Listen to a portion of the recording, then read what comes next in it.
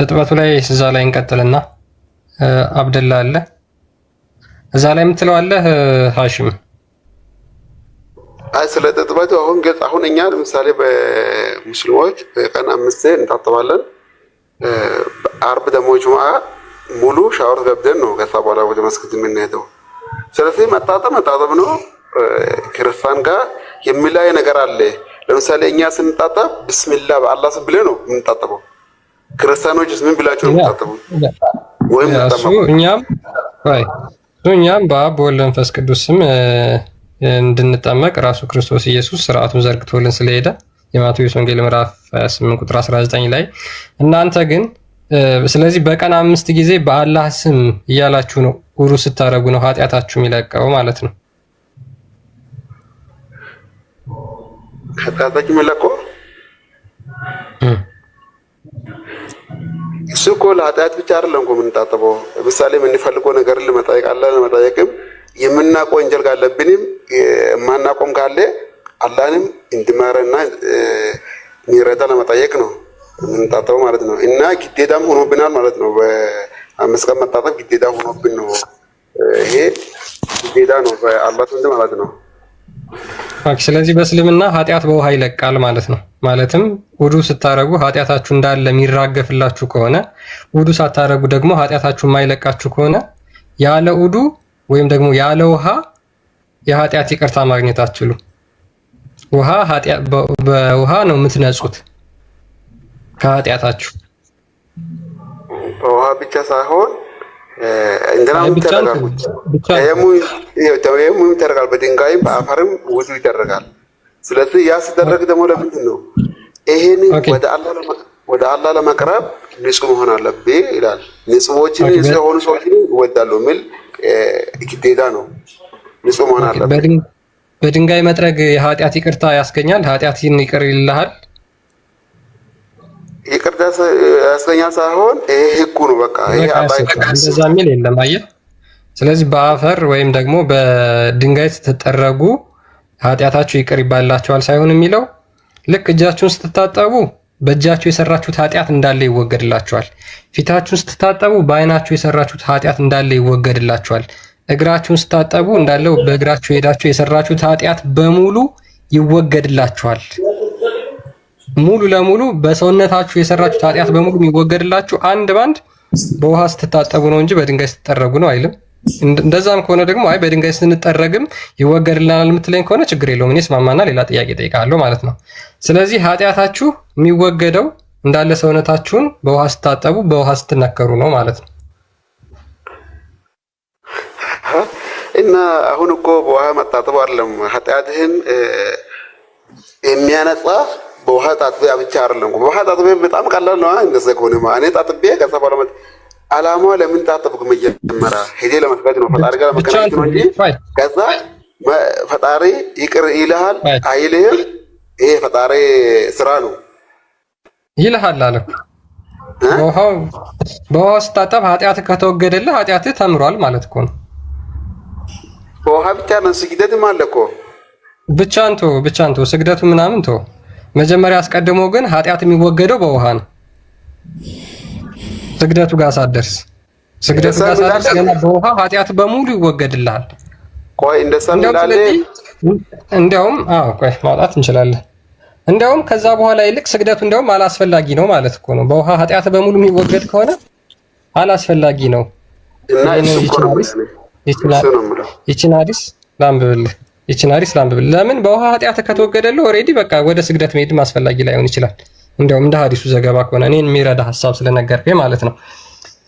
ሳሂህ ሙስሊም 244 ላይ ነው። አቡ ሁሬራ ሪፖርትድ አቡ ሁሬራ እንዳስተላለፈው ይላል የአላህ መልእክተኛ እንዲህ አለ when a muslim or a believer አንድ ሙስሊም ወይም አማኝ wash his face ፊቱን ሲታጠብ every sin he contemplated with his eyes will be washed away from his face አንድ ሙስሊም ፊቱን ሲታጠብ ፊቱን ትጥበት ሲፈጽም በአይኑ የሰራው ኃጢአት እንዳለ ታጥቦ ይወገዳል።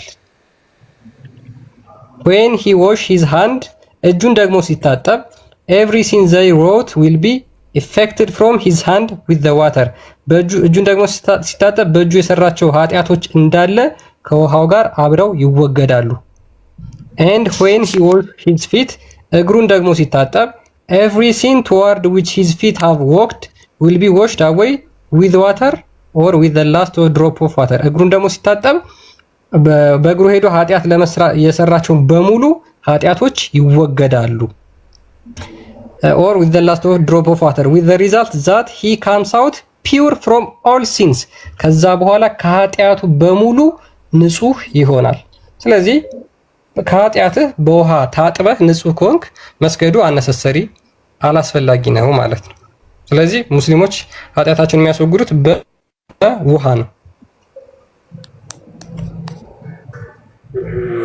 አዎ ለምሳሌ አሁን ይሄ ጀናባ የሚባለው አንሰው ጀናተኛ ሆኖ ሻወር ታጠባል አፉን ታጠባል ፊቱ ታጠባል እንደሳነ ደረጃዎች አሉ ለምሳሌ የጀናብተኛ ከሆነ ትክክል ነው በውሃ ይለቃል የጀናብተኛ የሆነ አካል አሁን በውሃ ጀናባው ነው የሚለቀው ኃጢአቱ ነው የሚለቀው ጀናባው ብቻ ነው የሚለቀው ወይስ ኃጢአቱም ይለቃል አይ ጀናባው ይለቃል ስለዚህ እርጉዝ ሰውነቱ በቃ እንትና አይሆንም ማለት ነው ጀናባው ይለቃል እሱ ነው እንጂ ውዱ ምናምን ለመስገድ የሚደረገው ግን እኔ ወንዱም ከናሳረ መስማቴ ነው እኔ ለሰላት ነው ውዱ የሚያደርገው እንዲሁም አሽም ይሄንን ብዙ ሙስሊሞች አያውቁትም እና ውዱ ከጥበት ኃጢአት ማስወገጃ ነው እኔስ ሰው ሁሉ ሲወለድ ሙስሊም ነው ብላችሁ የምታምኑት እና አንድ ቁርአን ጥቀሱ እስቲ እንደዛ የሚላለ መውሉድ አንድ አልጨረስኩ ነገር አለ ልግባ ሲቆይ ወንድም የማይቆነሽ ቆይ ጥቅሱ የማይቆነ ነገርና ወይም እኔ ስለሱ እንትን ብዙ እውቀት ስለሌለኝ እኔ ለመማር ስለሆነ የገባው ወይም ማላውቀው ነገር ለማወቅ ስለሆነ እሱ የሚያቆነ ወንድም ያቀርብሽ ባሽ በመጀመሪያ ብስሚላህ ሁላችሁንም ስላገኘኋችሁ ደስ ብሎኛል ያው ይሄ ቻናል ሁሉም ሰው የሚማማርበት ነው ብዬ አስባለሁ እንደ ሐሳብ መጀመሪያ አንድ ነገር ልነግርህ ልግባ ሁሉም እምነት የሚያምንበት የራሱን የቻለ ምንድነው ሪስፔክት ይኖረዋል በሪስፔክት መነጋገር ይኖርብናል መጀመሪያ አንድ ሁለተኛው ነገር ስለ ፍጥረት እየተነሳ ነው በርግጥ ዘግቼ ነው የገባሁት ስለ ፍጥረት እየተነሳ ነው በእስልምና አስተምሮት የፍጥረትን በተመለከተ ፍጥረት ቀደም አንተ እንዳነሳው ሐዲሱም ላይ እንዳለው ሰው ልጅ ሙስሊም ለመስገድ ከሚኖርበት አንድ ዋና መሰረታዊ ነገሮች አንዱ ፍጥረት ነው ፍጥረቱ ላይ ያለው ያያችሁበት ክፍተት ምንድነው አንድ እንድትነግሩኝ እፈልጋለሁ ከዛም እኔ ወደ መልስ እገባለሁ አይሱን ጨርስ እንትን ብለናል እኔስ አሁንም የጠየቃችሁት ነበር ሐሺምን እኮ የጠየቃችሁት ነበር ያ ኦልሞስት የሰማኸውና ያልተስማማህ አርጉመንት ካለ እሱ ላይ እንድታነሳ ነበር ዝም ያልኩህ ስለዚህ ከዚሁ ጋር ተያዘ ሰው ሲወለድ ሙስሊም ነው ወደ ፈለከው ሐሳብ አትሂድ ቅድም እንዳልከው ነው ወደ ፈለከው ሐሳብ አትሂድ የጀመርከውን ሐሳብ እንጨርሰው መጀመሪያ አልሰማሁም እኮ ካልሰማኸው እንደገና ለአንተ ምን አስረዳለሁ የሰምታው ቢሆን ኖሮ ጥያቄ እዚህ ላይ ምንድነው አንተ ልታስተምረን እኛ ልንማር ልንመልስልን የገባ ነው ስለዚህ ነገርና እናወራ ከተለየ አርጉመንት ካለ ትቀጥላለህ አልሰማሁትም ማለት ካልሰማ ደግሞ እሺ ልንገርህ የትጥበቱን ልንገርህ አዳምጠኝ ምን ነገርከን በቃ አልሰማሁም አልከን እኮ እኛ ያልነውን እየደገምክ ነው ወይንስ ደግሞ ሌላ ነገር የተለየ ምላሽ አለ እኛ ካልነው እኛ ካልነው የተለየ እናንተ የተረዳችሁበት መንገድ ስህተት ከሆነ ልንገርህ ብዬ ነው ሳሰማኛ የተረዳንበትና እነሱ የመለሱትን ሳሰማ እንዴት ስህተት መሆኑ ሊገባ ይችላል ስለ ኃጢአት እየነገርከኝ ነው ኃጢአት የሚለቀው በትጥበት ነው ብቻ እያልክ ያን ስለሰማሁ ምናልባት አልወጣንም አፋችን ላይ ብቻ ምል ቃል አትጠቀም ብቻ ምትል ቃል እኔ ነኝ የተጠቀምኩት ወይንስ ክርስቲያን እየሰማችሁ አንተም ማነው ከክርስቲያን እየሰማሁ ነበር ክርስቲያን ቢያወራ ደስ ይለኛል አላለም ብቻ ምን ችግር አለው ኃጢአቱ ሲታጠብ ይወገዳል አይወገድም በእስልምና አስተምሮት አንድ ሰው ውዱ በሚያደርግበት ሰዓት እጁን በሚታጠብበት ሰዓት እጁ እስከዛች ሰዓት ድረስ የሰራችውን ኃጢአት እንደሚያስወግድ ይገልጻል ሌላው ኃጢአት ሊወገድ የሚችለው በእስልምና አስተምሮት አንድና አንድ ተውባ ብቻ ነው ስለ ተውባ አይደለም ጥያቄያችን ውይይታችን ስለ በሁለቱም ሊወገድ የሚችለው አይ በስንት ኃጢአት ይወገዳል በስንት ነገር በእስልምና ጥያቄያችን አይደለም። ሱናን አናሳይ 29:19 ላይም በጥቁር ድንጋይም ደግሞ ኃጢአት እንደሚወገድ ስለተቀመጠ በየትኛው ጥቁር ድንጋይ? ካባ ያለው ጥቁሩ ድንጋይ ሀጀር አልአስዋድ። ያ ስለዚህ እኔ በስንት ነገር እሱ ብቻ ሳይሆን እሱን ተዋፍ በማድረግ እና በመሳም እሱ ራሱን የቻለ ህግ አለ። ስለዚህ እኔ በምን ኃጢአት ይወገዳል የሚለው እኔ ፖይንት ስላልሆነ እንደሚጠርገው ሻም ይደርባል። ለዛ ነው ወደ እንትኑ እንግባ አልኩህ። ለዛ ነው ስለዚህ ትጥቆት ሁለት ተስማምተናል። ምንም የተለየ አርጉመንት ሊኖር ስለማይችል ወደ እንትኑ እንግባና ማለት ኔጌቲቭ አቲቲዩድ የለውም ናቸው። ፊጥራ ምንድን ነው? ፊጥራ ምንድን ነው? ነገረኛ አብራርተህ ነገረኝና ልመልስልህ። በእስልምና እሺ የአላህን ፍጥረት ያዙ ሲል ምን እያለ ነው? የአላህን ፍጥረት ያዙ ማለት ሙሉ ነገረኛ አብራራ። ሱራ 30:31 አንድ ያንብበው እስኪ። አልያዝኩም ቁርአን ንገረኝ። ኦኬ ቃል መክፈት ትችላለህ?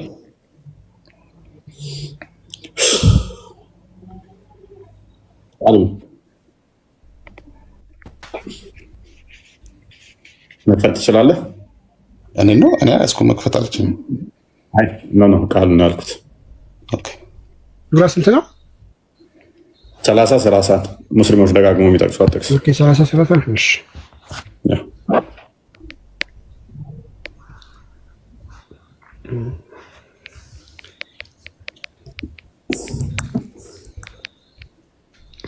ሰላሳ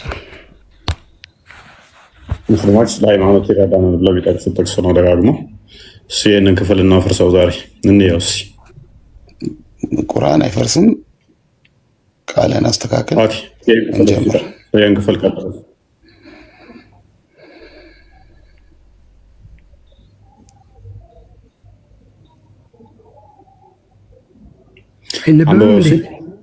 ወደ እውነት ተዘንባይ ሆነህም ፊትህን ለሃይማኖት ቀጥ አድርግ። የአላህን ፍጥረት ያችን አላህ በሰዎች በእርሷ ላይ የፈጠረባትን ሃይማኖት ያዟት። የአላህ ፍጥረት መለወጥ የለም። ይህ ቀጥተኛ ሃይማኖት ነው፣ ግን አብዛኞቹ ሰዎች አያውቁትም። ልክ ነው። ቁርአን ላይ አላህ አሁን ሌላ እምነቶችን ኮምፔር ማድረግ አልፈልግም፣ ግን ቁርአን ላይ አላህ ካሉት እምነቶች እስልምናን ለእናንተ ወደድኩ የሚልበት አንቀጽ አለ። ስለዚህ ሙስሊም ፖይንታችን አይደለም። ልጨርስልህ፣ አዳምጠኝ። ፖይንታችን አይደለም፣ አዳምጠኝ አልኩ። ፖይንታችን አዳምጠኝ። ይኸኛው ብቻ ነው ፖይንታችን፣ ይችኛዋ ብቻ ነው ፖይንታችን። ሌላ አላህ ስለዚህ ምንድን ነው የሚለው? ወደ እውነት ተዘንባይ ሁኑ፣ እምነት እኛ ፊትህንም ለሃይማኖት ቀጥ አድርግ። ያለህን ፍጥረት ያችን አላህ ሰዎችን በእርግጥ በእርሷ ላይ የፈጠረባትን ያዟት ይላል አይደለ? እስልምናን ማለት ነው። መልካም ኦራይት። አንዴ ቡሃሪ 58:91 እና አንዴ ክፈተው ክርስ እንትና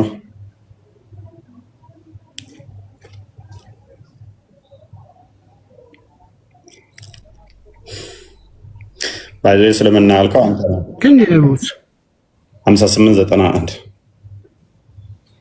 አራት ነው አንድ ኦኬ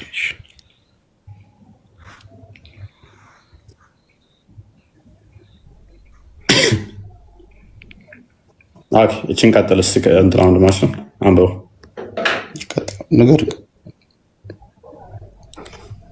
የአላህን ፍጥራ ያዙ ይላል አልቁርአኑ። የአላህ ፍጥራ ደግሞ 5 ናቸው ይለናል ነብይ።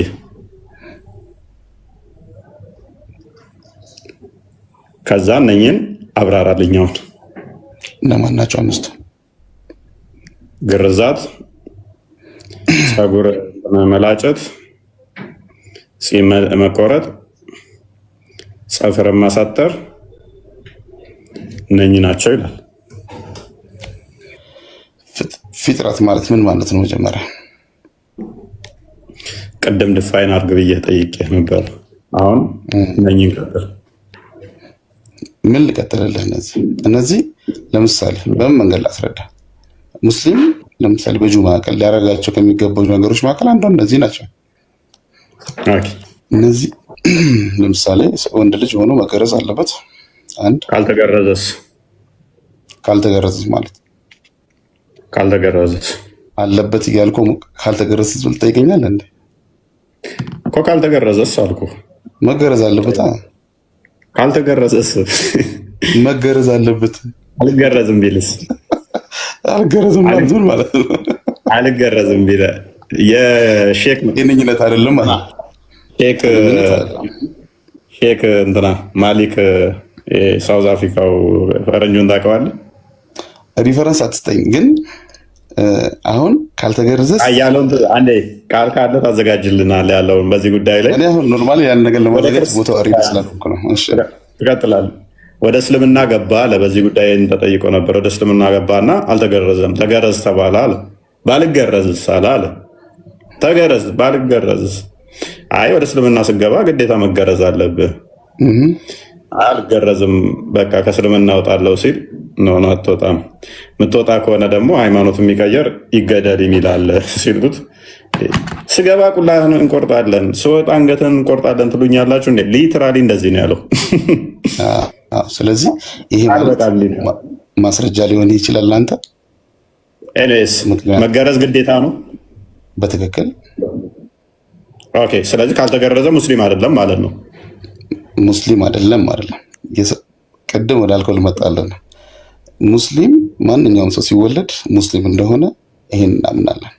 ከዛም በኋላ ነው በአርባ ቀን እሱን አላውቀውም፣ ግን በክርስትና እንደሚነሳ እናምናለን። ግን ወንድ ልጅ ወይም ለአቅመ አዳም የደረሰ ልጅ ቢያንስ ሳይሆን ኖርማሊ ግርዛትን ማሟላት ይኖርበታል። ወንድ የሚባለውን ራስ ስብዕና ለማግኘት ማለት ነው። እስልምናው ደግሞ ያንን ያስረግጣል፣ ያስጨብጣል። ስለዚህ ነገሮች በደንብ አስተውሉ ወገኖች፣ በደንብ አስተውሉ። እንደ እስልምና አስተምሮ የአላህን ፊጥራ ያዙ። የአላህ ፊጥራ ለዋጭ የላትም ማለት ቁርአኑ። የአላህ ፊጥራ ምንድናቸው ስንል ምንድን ነው ብለን ስንል ሀዲሱ ደግሞ ምን አመጣለን? 5 ነገር ናቸው፣ እነሱን ያዟቸው አለ። 5 ነገር ከነኛ ውስጥ አንዱ ምንድን ነው? ግርዘት ነው፣ መገረዝ ነው። ባይዘ ለወንዱ ብቻ ሳይሆን ለሴቷም ነው ግርዘት። ኤኒዌይስ ብቻ ወንዱ ላይ ፎከስ እናድርግና ስለዚህ ምን መሆን አለበት ማለት ነው? መገረዝ አለበት። ክርስቲያኖች እንደምታውቁት ጥምቀት ምንድነው? እሱ እኛ የአዲስ ኪዳን ጥምቀት ምንድነው? ከክርስቶስ ጋር አንድ የምንሆንበት ነው አይደለ?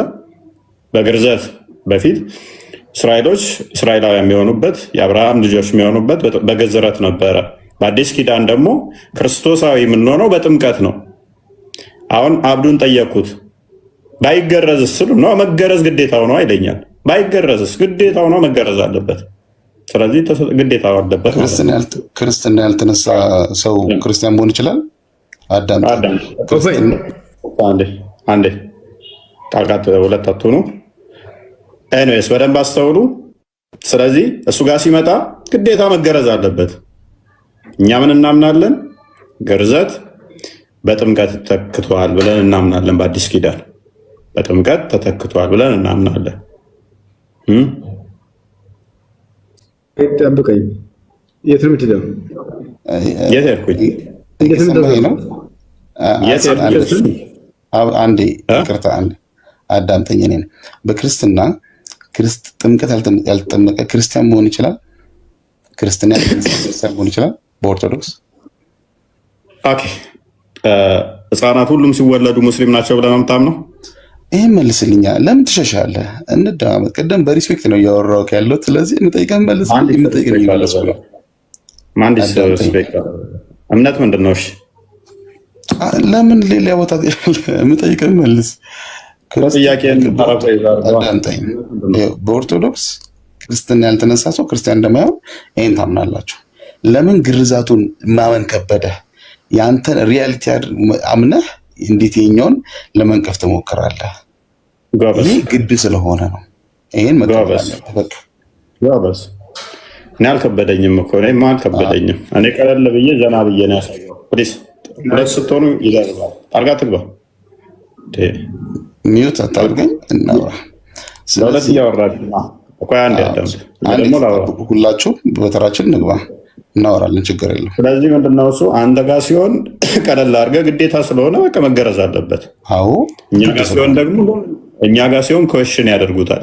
እኛ ጋር ምን ብለን ስለምናምን መጠመቅ አለበት ብለን ስለምናምን ግዴታው ነው ብለን ስንል እንዴት እናንተ ጋር ሲሆን ኮሽን ለማድረግ ይከብዳችሁ።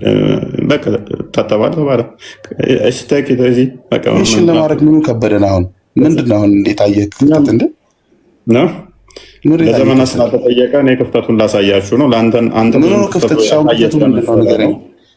አንተ አልተገረዝክም እንዴ? ክፍተት መስሎ ስላልታየ ነው። ቆይ ክፍተት አይደለም፣ ክፍተት መስሎ ስላልታየ ነው። ክፍተት መስሎ ስላልታየ ነው። ክፍተት አይደለም፣ ክፍተት አይደለም። ይሄ ያለህን ፊጥራ የምትይዝበት በምንድን ነው ወንድማችን? ግዴታ በመገረዝ ነው አይደል? አንዱ ኖ እየቀላቀልክ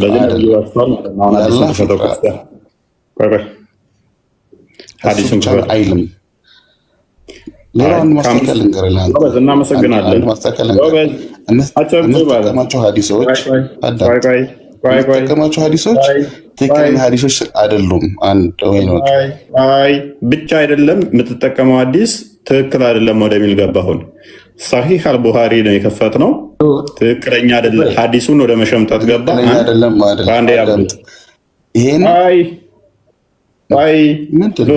ለማምለጥ ስትል እንደዚህ አይነት ነገር ከተጠቀምክ ከኔ ጋር ነው እያወራ ያለው። በየትኛውም ቦታ ብትሄድ እዛ አለኝ። በመጀመሪያ የሰራው ስህተት ምንድነው? እሱ የምትጠቀመው ሀዲስ ትክክለኛ ያልሆነ ነው ብለሃል። አንድ ሁለተኛ ብቻ አይደለም የምትል ቃል ካፍ ወጣለች። ሁለት አሁን እኔ የተጠቀምኩት ቡሃሪ ነው። ይህ ሀዲስ ትክክል ላለመሆኑ መረጃ ክፈትና አሳየን። ክርስቲያን ከሰሩን እሱ ከላዩን ትክክል ላለመሆኑ አሳየን። ሀዲሱ ዳይፍ ወይንም ደግሞ ስህተት ለመሆኑ ማስረጃ ክፈት። ማስረጃ አዳምጠኛ አንድ ሳይሆን የምታወራው ወሬ ሳይሆን የምታወራው አሁን ማስረጃ የምትከፍተው የምትጠቀመው ሀዲስ ሳታውቅም ሆነ ወይም ይቅርታ ብለህ ትቀጥላለህ እንጂ የምታመጣው ሀዲስ ስህተት ነው ብለሃል። ስህተት ለመሆኑ ቡሃሪ ማስረጃ ትከፍትና ሰምቻለሁ። ማስረጃ ክፈትና አሳይ። አዳምጠኝ አልኩህ። አታቋርጥ። ዓለማችን ላይ እስልምናን በሀዲስ ምክንያት ለመሸራረፍ ከ14,000 በላይ ሀዲሶች ተጽፈዋል። አልተጻፈም። 14,000 ያልክ አይደለ? አራት ሀዲስ አልተጻፈም። ተጽፏል። ተጽፏል። ማስረጃ የተጻፈው ማስረጃ ነግሬሃለሁ። ቅድም ስጀምር ነግሬሃለሁ። ያለሁበት ቦታ ለማሳየት አይ ፖሊስ ተረት አታውራ። ይሄ እየየና እንትን ብሶት ውሸት የኪሳችሁ ስለሆነ ክርስቲያን ቤት እፎይ ቤት ነው የገባኸው። ስለዚህ ያለ መረጃ ዝም ብሎ የሚወራበት ተረት አለ። ለምን ታደርጋለህ? ለምን ታደርጋለህ? የፈሪነት ነገር ይቅርብ እንዴ። በሪስፔክት ነው እያወራ ያለው። እኔ በደንብ ነው የማውቅህ እኮ አብዱ። አይጠቅምህም። አንተ መረጃ ከፍትም ሁሌ የማይመች ቦታ ነው ያለው። ሁሌ የማይመች ቦታ ዛሬ ነው አንተ ጋር የገባሁት እኮ። ባለፈውም ገብተሃል። ባለፈውም እንደዚህ ነበርክ። እኔ ድምፅ የጠፋኝ እንዴ? ስለዚህ አዳምጣለሁ። በደንብ ማዳምጥህ ግን ምንድነው እሱ ላወራሃት ስህተት ሀሰት መረጃ የምትጠቀመው ስህተቱን ንገረኝ። ያወራው ስህተት ምንድን ነው? የምታመጣው መረጃ የተሳሳተ ሀዲስ ነው ያመጣኸው ብለኸኛል። ስለዚህ የተሳሳተ መሆኑን አዲሱን አሳይ አልኩህ። በትክክል። ስለዚህ እነዚህ አይነት የምትጠቀማቸው አንተ ሀዲሶች እስላማዊ ሀዲሶች አይደሉም። አሁን ላይ በሌላ እምነቶች ተፈብርኮ የወጡ ሀዲሶችን ነው አንተ ሪፈረንስ ይዘህ የቀረብከው። ይሄን ለማለት እናመሰግናለን። ቆይ ክርስቲያን ከፍ በልና ይሄን ሀዲስ ስህተት ነው እስልምና የማይወክል ነው በለን። አሁን ይሄ ክፈለው። ሳሂህ ቡኻሪ ላይ 5 የፊጥራ ብሎ ሙሐመድ አልተናገረም። በሙሐመድ ላይ የተቀጠፈ የሐሰት ትምህርት ነው በልና ተናገር። ሪካርድ አድርጉት። ቀጥል። ኖ አሁን በዚህ ልክ አይደለም እየተነጋገርን ያለ ነው። የተፈበረከ ነው ብለሃል። ይሄ ሙሐመድ ነቢያችን ያልተናገረው የሐሰት የተፈበረከ ሐዲስ ነው። ሳያል ቡኻሪ ነገርኩ ነው። ዓለማችን ላይ እስልምናን ከ14,000 በላይ ሐዲሶች ተጽፈዋል። ፎርስ ኢንፎርሜሽን እየተጠቀምክ ያለው እነዛ ሊሆን ይችላል። ስለዚህ እኔ የራሴ አብዱ ፕሊስ ትግስቴን አታስጨርሰኝ። አብዱላይ መጨረስ ከፈለግ መጨረስ ትችላለህ። እኔ ዝም ብዬ ከአንተ ይሄ አዲስ ስህተት ነው። ነብያችን እንደዚህ አልተናገረም። ይሄ ውሸታም የሆኑ ሰዎች የጻፉት ነው። አንተ ለምን ዓለማችን ላይ ብዙ የተጻፉ ስህተት ሐዲሶችን መቀበል ለምን ከበደ? ከነዛ ውስጥ አንዱን እየተጠቀምኩ እንደሆነ እኔ በምን አውቃለሁ? ይሄ አዲስ ስህተት ነው። በቃ አፊርም አድርግልን። ይሄ አዲስ ስህተት ነው። እስልምና የማይወክል ነብዩ ያልተናገረው እስልምና አስተምሮ አይደለም፣ ሴጣናዊ አስተምሮ ነው። ይሄ ውሸተኞች የጻፉት ነው። በለቀ ሊሆን ይችላል፣ አላውቅም። እኔ ግን እምልህ ካፍ ይውጣ በለው። ለምን እላለሁ? በእስልምና ካፍ የሚወጣ ነገር ሁሉ ሊያከፍር በቃ እንደምከፍር ስለማቅ እኔም ነብይ ደግሞ ከኔ ላይ የዋሸ የቀጠፈ ወይም ምን ያልኩትን የካደ ቀጥታ ከእስልምና ይወጣል ስላለ ላስወጣ ስለፈለግኩ ነው። ማትል ከሆነ ታዲያ ወይም አትቀበለው አንዴ ሐዲሱን ታረጋለህ። እናወራለን ታረጋለህ። ይሄ እኮ የተማረ ሰው የሚገባበት ቤት ነው እንጂ ዝም ብሎ ጭንቅላት የሌላችሁ ሰዎች የሚገቡበት አይደለም። ወይን አዲሱን ተቀበል፣ አልቀበልም። እሺ አዲሱን አልቀበልም፣ ድና ያድርግ፣ አላደርግም። ምን እናውራ ከአንተ ጋር? ሐዲሱን ተቀበል፣ አልቀበልም። ሐዲሱ ስህተት ነው በል አይደለም። ሂሻም ምንድን ነው የምትለው? ሐዲሱን ተቀበል፣ ሐዲሱ ስህተት ነው፣ አልቀበልም አለ። እሺ ሐዲሱ ስህተት ነው በል አልልም። እሺ ምን ላውራው? እሺ አላቅማችን ችግር ነው። አንዴ ኖ በእኔ ቦታ ብትወቅ አደርገው። ቆይ ፕሊዝ መረጃውን ተቀበል፣ አልቀበልም መረጃውን አለ። እሺ ስህተት ነው በል ስህተት አይደለም። አሁን እኮ እሱ ማለት ነው እኔ አላቅም ነው አለው። ሊሆን ይችላል አለ እንጂ አላቅም ነው አለው። አሁን ሐዲሱ ሰሂህ ነው፣ ትክክል ነው። አሁን እሱ እኮ ምንድነው ብዙ ሐዲሶች ተቀጥፈዋሉና ይሄንን ሊሆን ይችላል አላቅም ነው አለው። አላቅም ማለት ደግሞ ያው ሽንፈት አይደለም ሲጀመር ማለት ነው። ሰው ልጅ እኮ እንደዛ ከሆነ ደግሞ አብዱ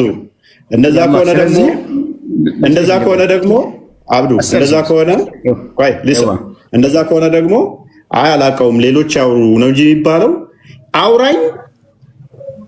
ግን ይሄን እንትን ስል ደግሞ አሁንም ደግሞ መልሶ ወይና አልቀበልም ወይ እንቀበላለሁ ሳትል ዝም ብለህ ምን ላውራ? እሺ ስለዚህ እኮ እሱ ሊሆን ይችላልና አላውቀውም አይደለም አላውቅ። ስለዚህ ይሄ ማለት ደግሞ አላውቅም ማለት ደግሞ ሽንፈት አይደለም። ሽንፈት አይደለም። የማናውቀው ነገር አናውቅም ማለት ግድ ነው። እኔም አላውቅም፣ ሁሉም ሰው አላውቅም ነው። አሁን ፍጥረት ላሂ التي فطر الناس عليها يلا ፍጥረት ላሂ فطر الناس عليها لا تبديل لخلق الله ያለውን ቁርአንና ይሄንን ከዚህ በኩል ተጋጭብኝ በአንተ ማለት አሁን እዚህ ላይ ፍጥረት ላሂ التي فطر الناس عليها የአላህን ዲን ያዙ የሰው ልጆችን የፈጠረበት የሆነ ሙስሊሞች ላንዳ ብላችሁ እዚህ ቤት ቆሻሻ ቤት ነው የምር። ስለዚህ አሁን እዚህ ጋር ማያወጋጨውን አምጥተህ አጋጭተህ ያኔ በሰዎች ብዥታ ያመጣል ነው እንዴ የምትሞክረው? طيب እኔ ተጋጨ መች ወጣኝ ወንድማችን እኮ አሁን እኮ ከሐዲስም እስተጣለው ቅድም ምን ብለኛል? ጥያቄው መሰረት እንዲያደርግልህና ማለት ነው። ምን ብላ ጥያቄው አዳም ጥያቄ ምን ብለሃል? እኔ ቅድም ነበርኩ። ምን ብለሃል? አንድ ሰው ከእስልምና ይፈጠራል ለማለት ማረጃ ስጠኝ አልክ አይደል? ከቁርአንም ከሐዲስም ሰጣለሁ። የሰው ልጅ ኦኬ፣ የትኛው ቁርአን ላይ ነው እንደዛ ነው? ስለዚህ ቁርአን ላይ يعني فاقم وجهك للدين حنيفا أو نقدم مثلا حنيف فطرة الله التي فطر الناس عليها لا تبديل لخلق الله አይልም አፈጣጠር እንዳትቀይሩ ላይ አይልም። ስለ አፈጣጠር አቀየረና እስልምና ላይ ፈጠረል ምን አገናኝ? فطرة الله التي فطر الناس عليها شوف التي فطر الناس عليها የሰው ልጆችን የፈጠረባት ያችን አዳምኛ ያችን የሰው ልጆችን የፈጠረባት የሆነችዋን ሃይማኖት እልዘም ፍጥረት አላህ የአላህን ዲን ያዝ ማለት ነው። ገባክ? ሐዲስን ለተሰለለ እስልምና ላይ የፈጠረ የሚል የለም። فطرة الله التي فطر الناس عليها የሰው ልጆችን የፈጠረባት የሆነችዋን አዳም የሰው ልጆችን የፈጠረባት እስልምና የሚላለው እኮ ፍጥረታን ዲን አላህ ነው። ዲን አላህ ማለት እስላም ማለት እስልምና የሚላለው አዲን ሁወ እስላም እስልምና የሚላለው አዳም እስልምና እኮ ነው። አዲን ፍጥረት አላህ التي فطر الناس عليها ዲን አላህ ነው። አብዱ ፕሊስ እኮ እስልምና የሚላለው ቃሉ እስልምና የሚል ቃል አለ። ፍጥራ ማለት እስላም ማለት ነው። ትርጉሙ አረብኛ ቋንቋ ይሄ አረብኛ ነው አይደለም። ስለዚህ የፊጥራ ይላል እዚህ ጋር بلسان عربي مبين اسمع كلام ፊጥራ ማለት እስልምና ማለት ከሆነ ግዝረት እስልምና ነው። ሼር ብልትንና እንደዚህ ቦታዎችን ማጉር መላጨት እስልምና ነው። ሊስን አዳም ጥቆር ተረጋጋስ አዳም ታንተራስ ተረጋጋ። አንተ በራስህ እንዳርል ሳይሆን መቁረጥ እስልምና ነው። ፊጥራ እስልምና አሳክና ተመለስ። አሁን የማይጋጭ ወጣ ታጋጭ። አሁን ለሱ ማረጅ ስተኝ እስከ አዳም ጠይስ ወይኔ ጉድ! ይሄ ዝም ብሎ በይሰቱ ማውራት ብቻ አይደለም። አሁን እንዲያልክ ማረጃ አልከኝ አይደል? ማረጃ ሰጥቻለሁ።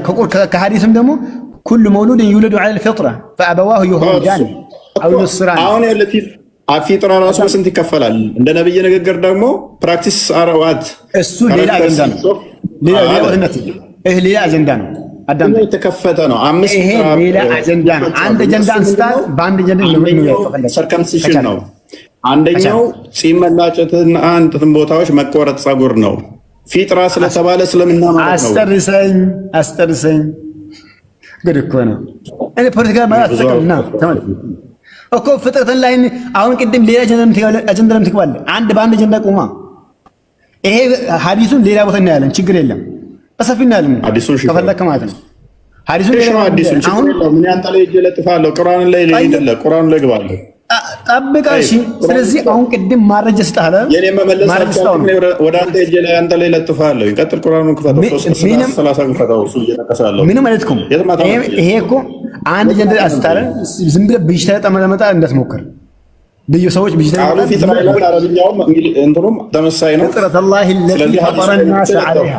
አሁን ቁርአኑ ላይ መልሼ ደግሞ ለጥፈ እስልምና የሚላለው አረብኛው አይ ወይ ጉድ! ለምን ራሲ በእግር የምትረዳው ለምን የምትረዳኝ? ቁርአን የወረደው ምንድን ነው? በሊሳን አረብይ ሙቢን አይደል? በሊሳን አረብይ ሙቢን በአረብኛ ቋንቋ የተወረደ ቁርአን አይደል? ስለዚህ አረብኛው ላይ ፍጥራ ማለት በአረብኛ ቋንቋ ዲን አላህ አዳምስ ፍጥራ ማለት በአረብኛ ቋንቋ አትረዳኝ ነው። በአረብኛ ቋንቋ ፍጥራ ማለት ዲን አላህ ማለት ነው። ፍጥረት አላህ التي فطر الناس عليها ማለት አይ ዲን አላህ التي فطر الناس عليها የሰው ልጆች የፈጠረበት የሆነ ዲን ያዝ ማለት ነው። ይሄ የአረብኛ ቋንቋ ነው። አረብኛ ደግሞ ሲፈሰር አንዱ ቋንቋ በብዙ ትርጉም ይተረጎማል። ገባ? ስለዚህ ስልክ ገባበት።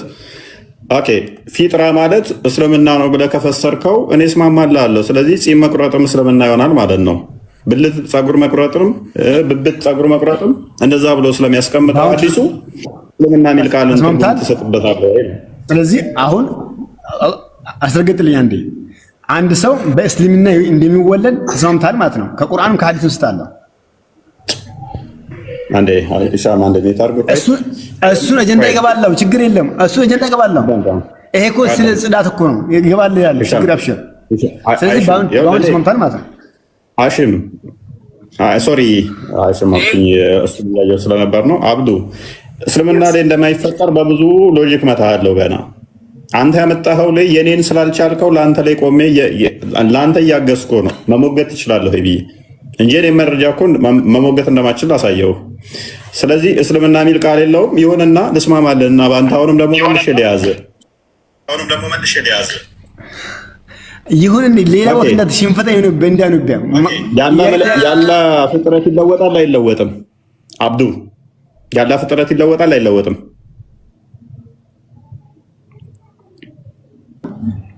ወይ ደጋግመው እየደወሉበት ነው። ውጣ ውጣ ነው መሰለኝ። ኡስታዝ ነህ እንዴ? ይሆናል። አይ እስከሚመጣ አሁን ይሄ እስልምና የአላህ ፍጥረት የፈጠረበት ዲን ነው የሚለውና አሁን አንድ ህፃን ልጅ ሲፈጠር ምንም አያውቅም አይደለም እንዴ?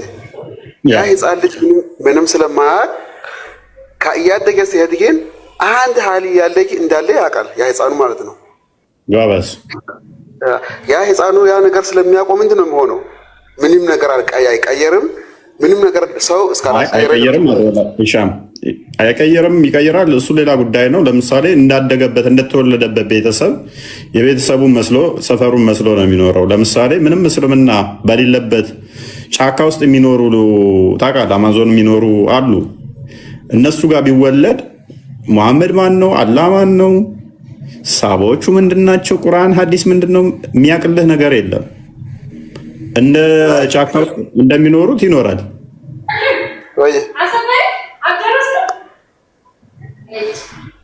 እና ባለቤት እየተቆጣች ነው መሰለኝ።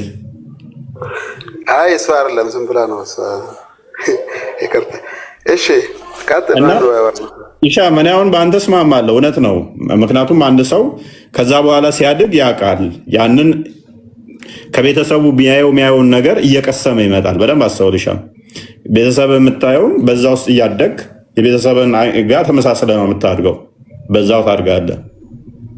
እንደ ቤተሰብ ድርጊቱን እያየው ስለምትሄድ አዳፕት እያደረግከው ይመጣል ማለት ነው። የቤተሰብን እንትን እያልከው ይመጣል። እውቀቱ እየገባ ይመጣል ማለት ነው። እነሱ ሲሰግዱ ታያለህ፣ አንተ መስገድ እንዳለብህ ይገባል። እነሱ የሚጠሩትን አምላክ አንተ መጥራት ትጀምራለህ። በዛ ነው የምታድገው። አንድ ግን ምንም እስልምና በሌለበት ጫካ ውስጥ የተወለደ ሕፃን ልጅ ቁርአን ሙሐመድ ምናምን እያለ በፍጹም ሊል አይችልም። አያውቀውም። አያውቀውም። ቢያድግም ገና ካልነገርከው አያውቅም። ስለዚህ የኛ አርጉመንት ምንድነው? እሱ ተፈጥሮ ነው ካል አይናችን አሁን አልሰማም ማለት አይችልም። አይን ጆሮአችን ተፈጥሮ ስለሆነ ታማሚ ካልሆነ በስተቀር አይናችን እክል ካልገጠመው በስተቀር ተፈጥሮ ስለሆነ ያያል። ስለዚህ ልክ እንደዛ ሁሉ እምነትም ያ እንደዛ ከሆነ የትም ቦታ ብትሆን ምንም ያደርጋል ማለት ነው። ከቤተሰብ መስማት ምናምን አይጠበቅበትም። ለቤተሰብ መስማት አይጠበቅበትም። ደግሞም እንደዚሁ የሚቀየርም አይደለም። ቁርአኑም ደግሞ ይለዋል ይለው ቁርአኑ በተመሳሳይ ስለሚለው ማለት ነው። እሺ እሱ ልክ ነው። ያው አንድ ህፃን ልጅ ሲወለድ ቅድም እንዳልነው ነው። ቢሆንም ግን ህግ ደግሞ አንድ ህፃን ልጅ ወይ አንድ ሰው ከፈጣሪ ዘንድ ህግ እስካልወረደለት ድረስ አላህ እንደማይጠይቀው አስቀምጠዋል። እሱ ሌላ ነው። አሁን ኢሻም እስማማለሁ ነው። አሁን በአንተ እስማማለሁ። ያ አንዴ አብዱ እመጣለሁ አንተ ጋር ኢሻም ነው። በአንተ ሀሳብ አሁን እስማማለሁ። ያ ላይጠየቅ ይችላል የሚለው ሜቢ ሊያስገድ ይችላል ከዛ አንፃር ብለልታ። ነገር ግን እስልምና ውስጥ እሱን ቼክ እናደርጋለን። በኋላ ወይን እንሄዳለን። ለሙስሊሙ ሙስሊም የሆነ ከሙስሊም ለተወለደ ነው እንጂ አይጠየቅ የሚባለው። ሙስሊም ላልሆነ ግን ነብይህ ምንድን ያለው? ገሃነም ይገባሉ ከቤተሰቦቻቸው ጋር ነው ያለው። ስለዚህ ሌላ ዲሌማ ነው። ኤንዌስ አብዱ ይቀጥል። ተቋርጦ ስለነበር እሱ እፎይ እዚች ጋር አንድ ሀሳብ ብቻ ልስጥ። ስለዚህ ሀሺም አሁን ሲናገር እንደነበረው በእውቀት ነው ታዲያ እስልምናን ያገኘው በተፈጥሮ ሳይሆን፣ እሱ ሲናገር እንደነበረው ሲያድግ ያውቃል ስላለ ያውቃል ካለ፣ ስለዚህ እስልምና በእውቀት ነው የሚገኘው ወይስ በተፈጥሮ ነው የሚገኘው? ይሄ ህፃን ልጅ በምንድን ነው ያወቀው እስልምና? ወይስ ያገኘው በምንድን ነው? አይ ሌላ ቦታ እናድርገውና እኔ ጀመርኩ ድረስ ሀሺም ስለጠየቀ እሱ ሀሳብ ላይ ነው እየጠየቀ ያለ መልስና ትገባለህ አንተ። አብዱላህ ቆይ አንዴ ጠብቀሽ። አዎ ቅድም እንዳልጋ ሆነ እስልምና በቤተሰብ ወይም ስለ እስላም እውቀት ያላቸው ሰዎች ነው ያገኘው ወይም የተማርኩ ያልከው። አንደኛ ያ ህጉ ከነቢያቱ ተቀብለዋል። እነሱ ማለት ስለተቀበሉ ለግን ይሄ በዛ ህግ እንዳለ ያ ተፈጥሯዊ ሃይማኖት ወይም ተፈጥሮ የሚባል ህፃን ያ ነገር አይለቀውም። ያ ነገር እስካለቀቀው ድረስ ደግሞ ትክክለኛው መንገድ ይሄ ነው ብሎ ደግሞ በነቢያቶች ለሰዎች በነቢያቶች አማካኝነት የሰጠ መንገድ ወይም ህግ ደግሞ በዛ መሰረት እንዲመራ ነው እንጂ ህፃን ልጅን በዛ አይለቀውም። ያ ተፈጥሮ ሃይማኖት ማለት ነው። እንዴት ማለት አይለቀውም ማለት? ህፃን ልጅ ምን ያውቃል? ህጉን አያውቅም፣ ምኑንም አያውቅም። እንዴት ነው ህፃን ልጅ ታዲያ አይለቀውም ስትል ይሰራበታል እያልክ ነው? ገና በህፃንነቱ ያ ልጅ ህፃን ልጅ ምንም አያውቅም። ለምሳሌ ያገኘ ይበላል፣ ምንም አያውቅም። ያ ነገር ግን ፈጣሪ እስልምና በእውቀትና በተግባር ነው አይደለ? እስልምና ማለት ደግሞ በማወቅና አውቀ ደግሞ ተግባሩን በማድረግ ነው አይደለ? እስልምና የሚፈጸመው በቃ መጀመሪያ አንድ ፈጣሪ እንዳለ ማመን ነው። አንድ ፈጣሪ እንዳለ ማመን ደግሞ ይሄ የተፈጠሮ ሃይማኖት ይባል ይሄ ነው የተፈጠሮ እምነት ማለት ነው። እሱን ተወና ቆይ በማወቅና በተግባር ነው እስልምና አይደለ? እስልምና ሙስሊም ማለት ራሱ መታዘዝ ስለሆነ፣ ስለዚህ ይህ ህፃን ልጅ አያውቅም አይታዘዝም። ታዲያ እንዴት ነው ሙስሊም ነው የምትለው? ስለማ እንደዛ ሆኖ እኮ ነው። ለምሳሌ ቢያንስ ያሊ ሃሺም እንኳን እስኪ ትንሽ ቆይ ወንድሜ አንዴ ሃሺም ይጨርስና ችግር የለውም ከዛ ትገባለህ፣ አትሸኩል። ስለዚህ ሙስሊም ማለት በራሱ መታዘዝ ማለት ነው፣ ለአላህ መታዘዝ። አንድ ህፃን ልጅ እውቀትም የለውም ትእዛዝም የለውም እና በተፈጥሮ እንዴት ነው ሙስሊም የሚሆነው ነው? ወይ ዴፊኒሽን ሙስሊም የሚለውን ዴፊኒሽን ትቀይራላችሁ? ከዚህ ጋር የምታስማሙት ያ ህፃን ልጅ ህግ ስለሌለው በአንደኛው ህግ ቢሞት ፈጣሪን ተፈጠሮ ቢሞት ምንም የምጠይቅበት ነገር የለም። እያደገ ሲሄድ ህግ እውቀት ነው ሃሺም፣ ህግ እውቀት ነው። ስለዚህ ከእውቀት አንጻር እሱን እንኳ ጨርስን፣ በማወቅና በመተግበር ነው አልክ። ስለዚህ ህግንም አወቀ፣ ከዛ በኋላ ተገበረ፣ ከዛ ሙስሊም ነው የሚሆነው፣ ወይም ሙስሊም የሚባለው ይሄ ነው። እንደዛ ከሆነ የህፃን ልጅ ህግንም አያውቅም፣ እውቀትም የለውም፣ ተግባርም አይፈጽምም። እንዴት ነው ተፈጥሯዊ ሙስሊም ነው የምትሉት ነው? አላህ እንደዛ ብለዋል። በቃ አይተነተንም። አላህ እንደዛ አላህ ከራሱ ንግግር ጋር ወይም የተናገረው ነገር ራሱ ኢሎጂካል ነው ማለት ነው። ያለ ከተናገረ ኢሎጂካል ነው። ምክንያቱም ሙስሊም ማለት ለአላህ መታዘዝ ከሆነ ህፃን ልጅ ደግሞ መታዘዝ የሚደርስበት እድሜ ያለው እውቀት የሚገባበት እድሜ ያለው እስከዛ ሙስሊም አይደለም። ስለዚህ ኢሎጂካል ነው ራሱ ሀሳቡ ማለት ነው። እሺ ጨርሻለሁ። አይቀየርም እኮ አሁን ምሳሌ ሙስሊም አሁን አልተጠመኩም፣ መስቀል አላረኩም፣ ምንም አላረኩም፣ እንደተፈጠርኩን አለው እስካሁን ሲሞትም በጣም ነው የሚሞተው። ግን ይሄንን ሃይማኖት ምንም እንዴት አልቀየርም። በሰባት ቀን አቂቃ ታወጣለታለህ። እሺ ቅድም እሳችን ግርዛት ትፈጽምለታለህ። ትገርዛዋለህ አለ ይገረዛል። እሱ በህግ ደረጃ ነው። ስለዚህ እየቀየርከው እኮ ነው። አንድ ኤቴስት የሆነ ወይንም ደግሞ ሌላ ጣዖት አማኝ የሆነ ግርዛት አይመለከተውም። ለምሳሌ የአንተን ህግ እሱ ላይ አንተ ግን ህፃናቱን ከተመሳሳይ ቢወለዱ እየፈጸምክ ነው አንተ ያለው ህፃናቱ ላይ አንተ ጋር ማለት ነው። ኤኒዌይስ እሺ፣ ስለዚህ አሁን ቅድም ያልኳቸው አሁን ክርስቲያን ያወራ ነገር ያለ ነገር ማለት ነው። አንድ ህፃን ልጅ ሲወለድ ሙስሊም ነው። ሙስሊም ማለት ደግሞ መዳሰስ ነው። አንድ ህፃን ልጅ ለፈጣሪ የፈለገ ቢያርጎ ዳሳሽ ነው እንደተወለደ ማለት ነው። ሙስሊም ደግሞ ማለት እስከ መጨረሻ ህጎችን መሰረቶች ወይም የእስልምና ህጎችን ቢማርም ከእስልምና አይለቅም። ከአላህ ለአላህ ለፈጣሪው መዳሰስና እጅ መስጠት አይለቅም እስከሚሞት። ስለዚህ እያስረዳ አንድ ህፃን ልጅ ሲወለድ ታዛዥ ነው ብለሃል። እሺ ስለዚህ እሱን እንዴት ነው የሚታዘዘው የሚለውን ዝም ብለህ ታዛዥ ነው ብቻ እያልክ አይደለም፣ አይለቅም ማለት ነው። እንዴት ነው የሚታዘዘው፣ እንዴት ነው ግን የሚፈጽመው የሚለውን እያስረዳ። እሺ ህፃኑ ዳሳሽ አይደለም እንለዋለን። ዳሳሽ ባይሆንማ ምን ያውቃል ህፃን ልጅ? ምንም አያውቅም። ስለዚህ ግን አንተ ፈጣሪ እንዳለች ዳሳሽ ነው ልጁ እያደገ ሴት በቃ እየመለሰ ስላልሆነ እጨርሻለሁ። ቀጥል ሃሺም። የመታዘዝም እምቢ ማለትም ህፃን ልጅ ገና የመታዘዝም እምቢ ማለትም እንትን የለውም ህፃን ልጅ። ስለዚህ እሱን አይመጣውም ሃሺም። ሌላኛው እኔ ሙስሊሞች በተለይም የአታሪን እምነት እንትና አቂዳ የምትከተሉ እንትንን አትርሱ። ሌላ ፖለቲካ እንዳትገባ ፕሊስ። የምን ፖለቲካ የምታወራው? ስለምን ፖለቲካ የምታወራው? ተረጋጋ። ቆይ ተረጋጋ። ራስህ እኮ ነው ወጥተህ የመጣኸው። እኛ እኮ ከልክለን አይደለም። ተረጋጋ። ቆይ አዳምጠው። አሁን አትጩህ። ቆይ ተረጋጋ። ስለዚህ ሀሺም ምንድነው እሱ አንድ የምትዘነጉት ምን እንዳለ ታውቃለሁ። ለምኛ ጋር ምን ላይ ስትሰጡ ቀድር ታምናላችሁ አይደለ? ቀድርን ሁሌም እየዘነጋችሁት ገነት ይገባሉ እንደዚህ ይላሉ የሚል ዲፊኒሽን ትሰጣላችሁ አይደል? ቀድር ማለት እኮ ያው ፈጣሪ ሁሉ ነገር እንደሚያደርግ ነው። የገነትና የገሃነሞችን አላህ ወስኖባቸዋል፣ ተቀድሯል። ኦልሬዲ አስቀድሞ ተጽፈዋል። እሱ ተጽፏል። ገነት ለአማኞች፣ ገሃነም ደግሞ ለከሃዲዎች ማለት ነው። ስለዚህ ሁሌ የምላሽ ስትሰጡ እኔ በጣም የምታዘበው ነገር ቀድርን በረሳ ሁኔታ ነው የምመልሱት። መሐመድም ህፃናት ሞተው ገነት ይገባል እንዳንተ አይሻ ብላው ነበር አለ መሐመድን።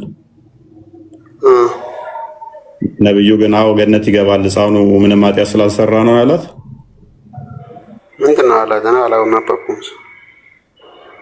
አንቺ አይሻ ገና በአባቱ ጀርባ ሳለ አላህ ለገሃነምና ለገነት ሰዎችን ፈጥሯል። ስለዚህ ለምንድን ነው ገነት ይገባል ብለሽ የምትይው ብሎ ነው የተቆጣት። አንደኛ ቀድር አንዴ ነን ታሳቢ አድርጋችሁ መልሱ ጥሩ ነው። ሁለተኛ ደግሞ የካፊር ልጆችን ነው የሚገቡት ተብሎ አይሚን የአማኝ እናትና ከአባቶቻቸው ጋር አብረው ይገባሉ። የካፊር ልጆች ደግሞ ቤተሰቦቻቸውን ተከትለው አብረው ገሃነም ይገባሉ ነው ያለው መሐመድ። ስለዚህ ሁለቱም ቤተሰቦቻቸውን ተከትለው ይገባሉ ከተባለ የአማኝ ልጅ ገነት ከገባ እንደ ሙስሊሞች አስተምሮ የአማኝ ያልሆነ ልጅ ደግሞ አባቱና እናቱ ገሃነም ነው የሚገቡት፣ ቤተሰቦቹን ተከትለው ነው የሚገባው ከተባለ ገሃነም ነው የሚገባው። ይሄንንም በዘነጋ ሁኔታ ነው ምላሽ ስትሰጡ ማያችሁ። ኤርሜስ ክርስቲያን ትንሽ ፓራፍሬዝ አድርገውና ኦልሞስት ጨርሰው። አሁን ይሄ ህፃን ልጅ ምን የሚያውቅ አባቱ ብቻ ሙስሊም ስለሆነ ገነት ይገባል፣ ክርስቲያን ወይም ካፍር ሆኖ ደግሞ እሷ ገሃነም ይገባል የሚል እንደሳነት እንጃ አለ። እንደሳነት የሚል አይ ያላችሁ ምንድነው መሰለህ እናንተ ምንድነው ይሄንን ቅድም ያነሳነውን ሱራ 30 ላይ ያለውን ጥያቄ ብዙ ጊዜ ሲጠየቁ ቀድርን በረሳ ሁኔታ ነው የምትመልሱት ነው። በቃ አላህ ኦሬዲ ቀድሮ ፈጥሮባቸዋል። ለገሃነም የሚገቡትን ለገነት የሚገቡትን አስቀድሞ ወስኖ ስለፈጠረ ማለት ነው። ይህን ሚሽካት አልማሳቢ 119 ላይም ይናገራል። አላህ አደምን ጀርባውን ሲመታው በግራ ትከሻው በኩል እንደ ጥቋቁር የሆኑ ዝርያዎች ወጡ፣ በቀኝ በኩል ደግሞ ነጫጭ ዝርያዎች ወጡ። በግራ በኩል ያሉት እናንተ ወደ ገሃነም ሂዱ አላቸው፣ በቀኝ ያሉትን ደግሞ እናንተ ወደ ጀነት ሂዱ አላቸው ብሎ ይናገራል። ስለዚህ ገና ከአደም ጀርባ ወይም ከአደም ወገብ እያሉ ለገሃነም ለገነት ብሎ ፈጠረ ወስኗቸዋል ማለት ነው። ስለዚህ ባይ ዲፎልት ሰዎች ሌላ እምነት ከእስልምና ውጭ እንኳን ቢሆኑ አይሁዶች ቢሆኑ ክርስቲያኖች ቢሆኑ የሚቀይሯቸው ሰዎች አይደሉም። አላህ ነው ቀይሮ የፈጠራቸው ማለት ነው ባጭሩ። ክርስቲያኖች አጥምቀው ነው ክርስቲያን የሚያደርጉት፣ ሲወለድ ሙስሊም ነው ሳይሆን መባል ያለበት አላህ ክርስቲያን አድርጎ ነው የፈጠረው።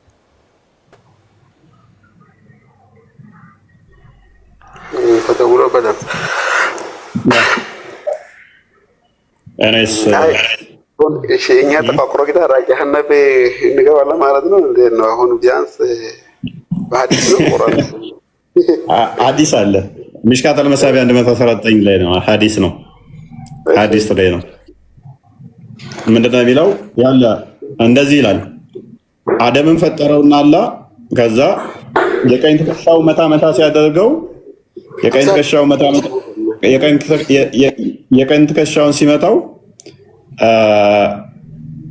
ነጫጭ እንደ ጉንዳን ወጡ ይላል።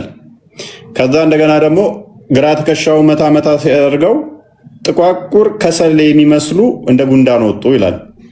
ከዛ በቀኝ ያሉትን ጠራቸውና ነጫጮቹን እናንተ ገነት ግቡ አላቸው ይላል።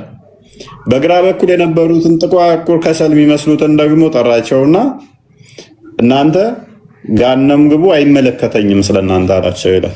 ሳሂህ ነው ግሬዱ። ከዛስ ቀጥሎ አለቀ፣ በቃ ታሪኩ አለቀ። ሜቢ ላንብብልህ? እሺ አንዴ ልክፈተውና ላንብብልህ። እንደዛ ነው ታሪኩ ማውቀው። አንዴ እሺ ልክፈትልህ።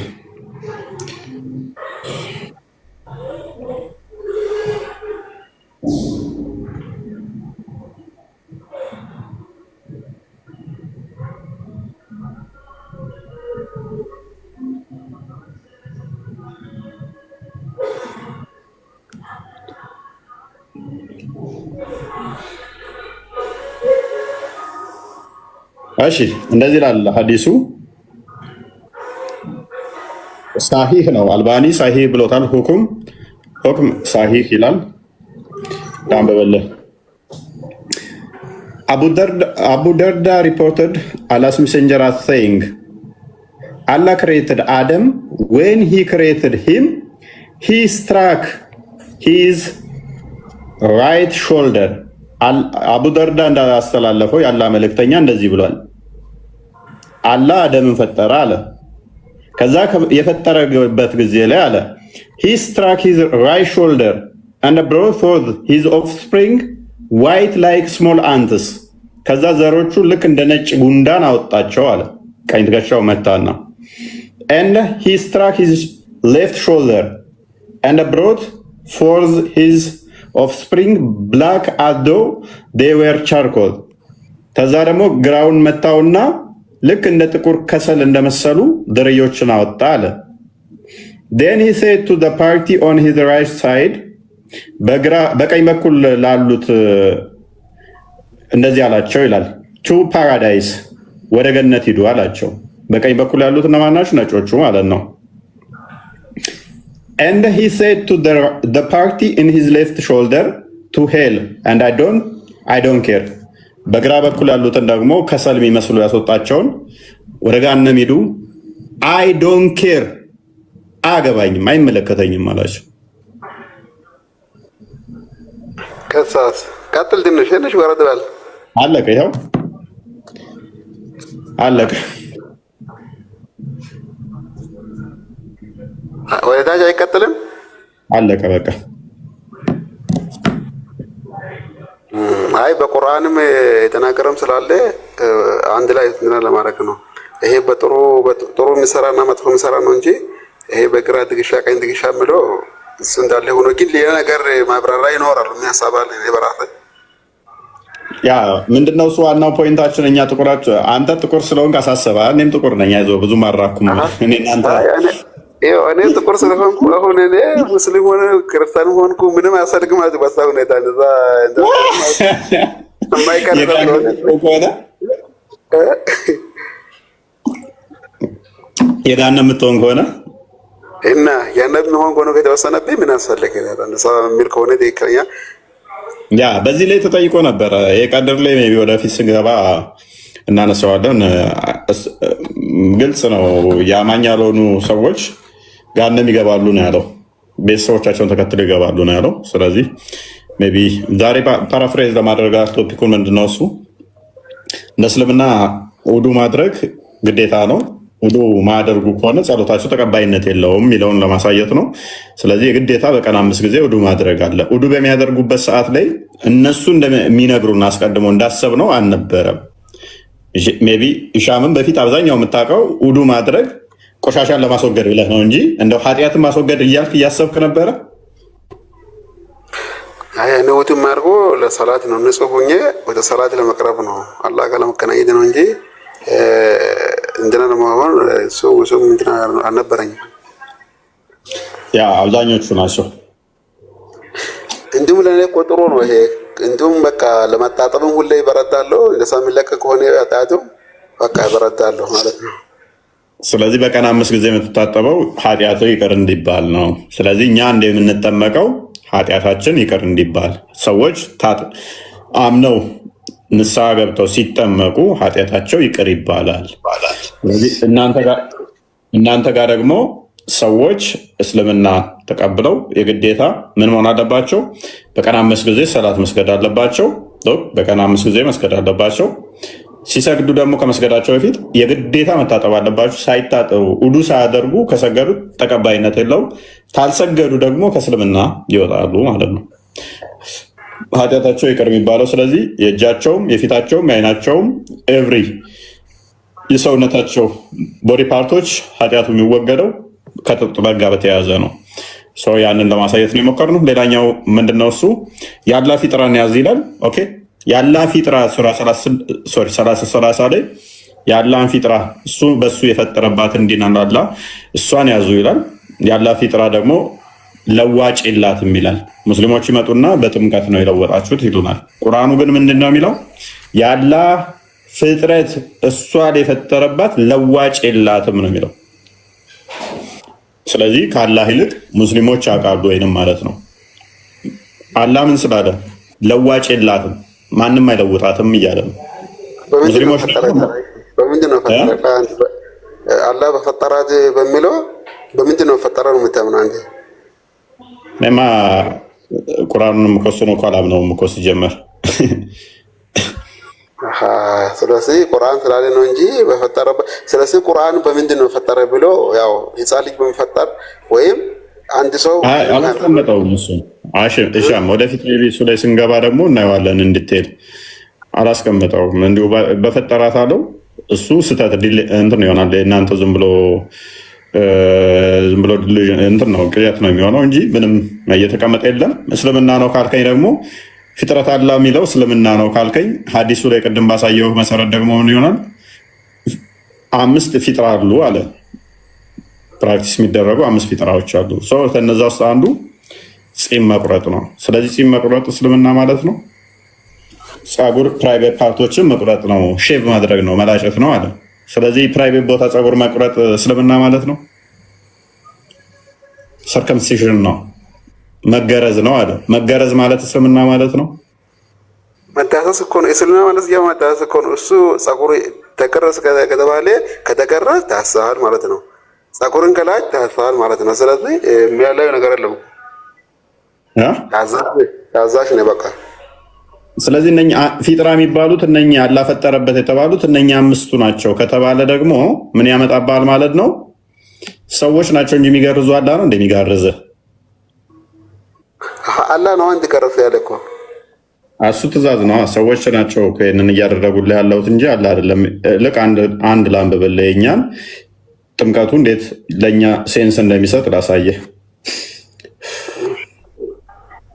የእኛ እንዴት ትርጉም እንደሚሰጥ ቆላስይስ ምዕራፍ 2 ላይ ቁጥር 11 እንደዚህ ይላል።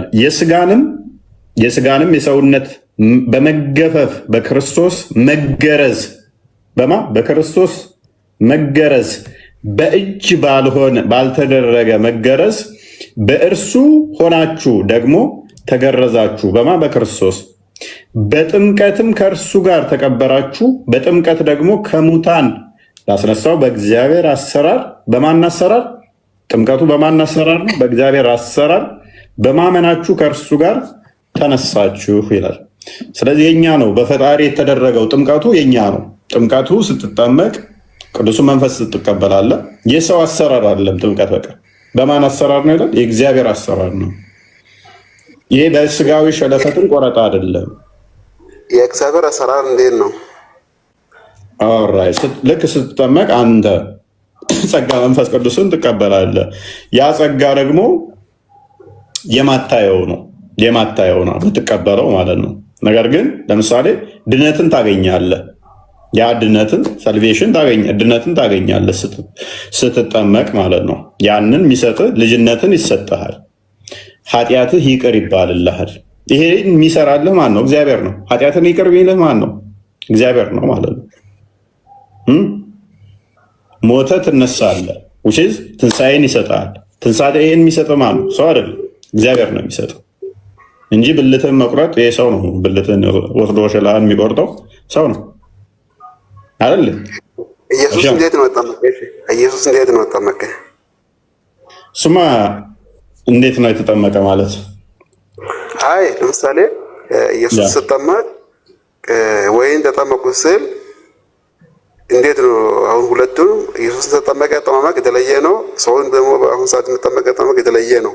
አይ አልወጣኝ የተለየ ጥምቀት እኮ የተለየ ነው የሚለውን ሳይሆን እኛ ለልጅነት እንጠመቃለን። ሎክ እግዚአብሔር ልጅነት ለማግኘት ጸጋ መንፈስ ቅዱስን ለማግኘት ከክርስቶስ ጋር ክርስቶስን ለመልበስ ነው እኛ የምንጠመቀውን። ክርስቶስ ለእኛ ግን ጥምቀቱን ባርኮ ሰጠን ማለት ነው። ተጠምቆ በጥምቀቱ ጥምቀቱን ባረከና ለእኛ ሰጠን። አንድ በል ውሃን ባረከና ሰጠን በውሃ በመጠመቅ። ሁለት በል ውሃን ቀደሰልን ማለት ነው ሲጠመቅበት። ሁለት በል ዕዳ ደብዳቤያችን ደግሞ በአዳም ላይ የመጣው መርገም ዲያብሎስ በዮርዳኖስ ባህር አስቀምጦት ነበረ። ስለዚህ በጥምቀቱ እዛ ገባና ዲያብሎስ ያስቀመጠልን እኛ ላይ የዕዳ ደብዳቤ የጽፎብን ያስቀመጠውን ሄደና ተጠመቀና ያንን አደረገው፣ ደመሰሰልን ማለት ነው። አፈረሰው ማለት ነው። አፈረሰልን ማለት ነው። እንደገና ደግሞ ምሳሌ ሆነን ማለት ነው። ስለዚህ ይህን በማድረግ ጥምቀትን ለእኛ ቀድሶ ባርኮ መንፈስ ቅዱስን እንደምንቀበል ያንን አሳየን ማለት ነው። ስለዚህ እኛ ከዛ በኋላ እንተገብረዋለን ማለት ነው። ኢየሱስ በአብ በወልድ በመንፈስ ቅዱስ ነው ተጠመቀ። ኦኬ ክርስቶስ ሲጠመቅ ምንድነው እሱ እዛ ጋር በጣም አሪፍ ነጥብ አነሳ። እንደውም ለምንድነው እሱ በአብ ማታምኑት? አብ ማለት በአብ ለምን አታምኑም? አብ ማለት ያው አላህ ኢየሱስ አብ ብሎ የጠራ አላህ ማለት ነው። ስለዚህ ታምኑበታላችሁ ማለት ነው በሱ። ኦኬ አለውኝ የሆነ ኮመንት ውስጥ አካርጓል ጋ ቢኒ ያለ ኦራይት። ስለዚህ በአብ ታምናላችሁ ማለት ነው። ሂሻም አላህ ነው ብለህ ነው የምታምነው? አብ አላህ ማለት ኢየሱስ ያን ጊዜ አሁን ይሄ አላህ ብሎ የተቀየረ ወይ እግዚአብሔር በሌላ መንገድ እግዚአብሔር ብሎ ኮመንት ላይ እየሄደ ነው። ቢሪ ኮመንቱ ነው እስቲ ኮመንቱ ነው ጋስታ ካርጓል።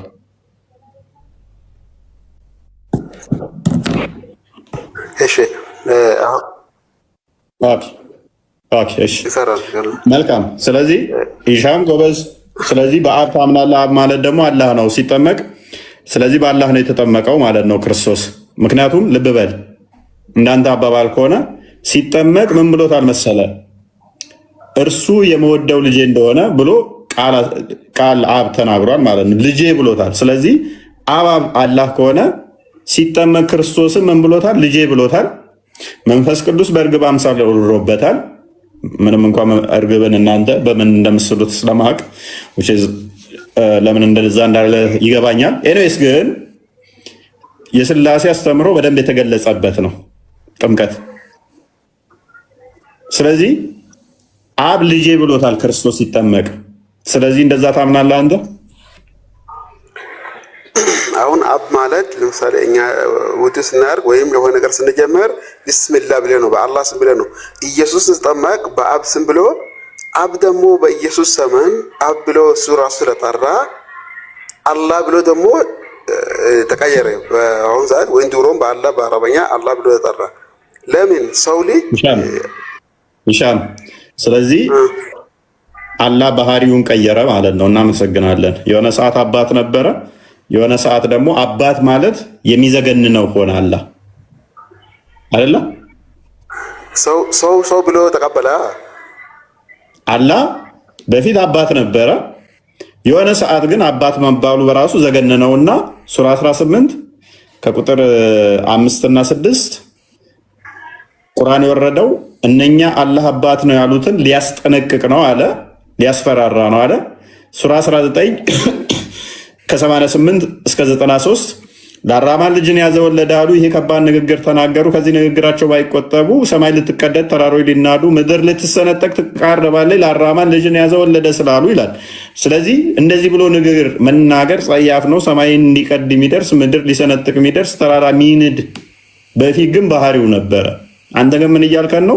በፊት ባህሪው ነበር፣ አሁን ደበረውና አላህ ዘገነነውና እንደዚህ ብሎ አለ።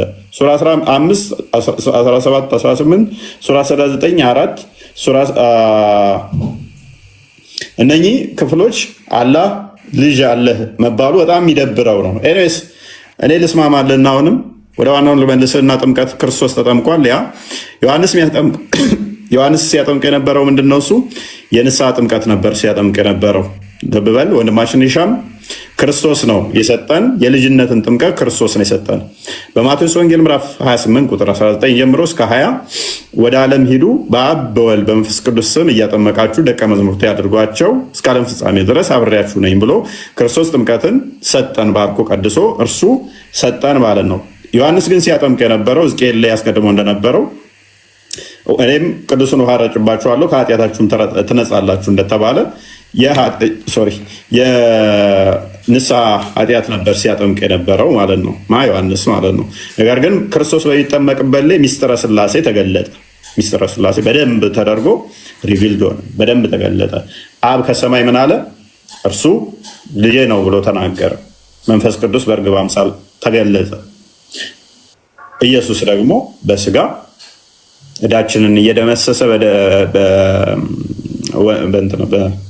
በወንዙ ውስጥ ሆኖ በዮሐንስ እጅ ሲጠመቅ ነበረ፣ በዮርዳኖስ ማለት ነው።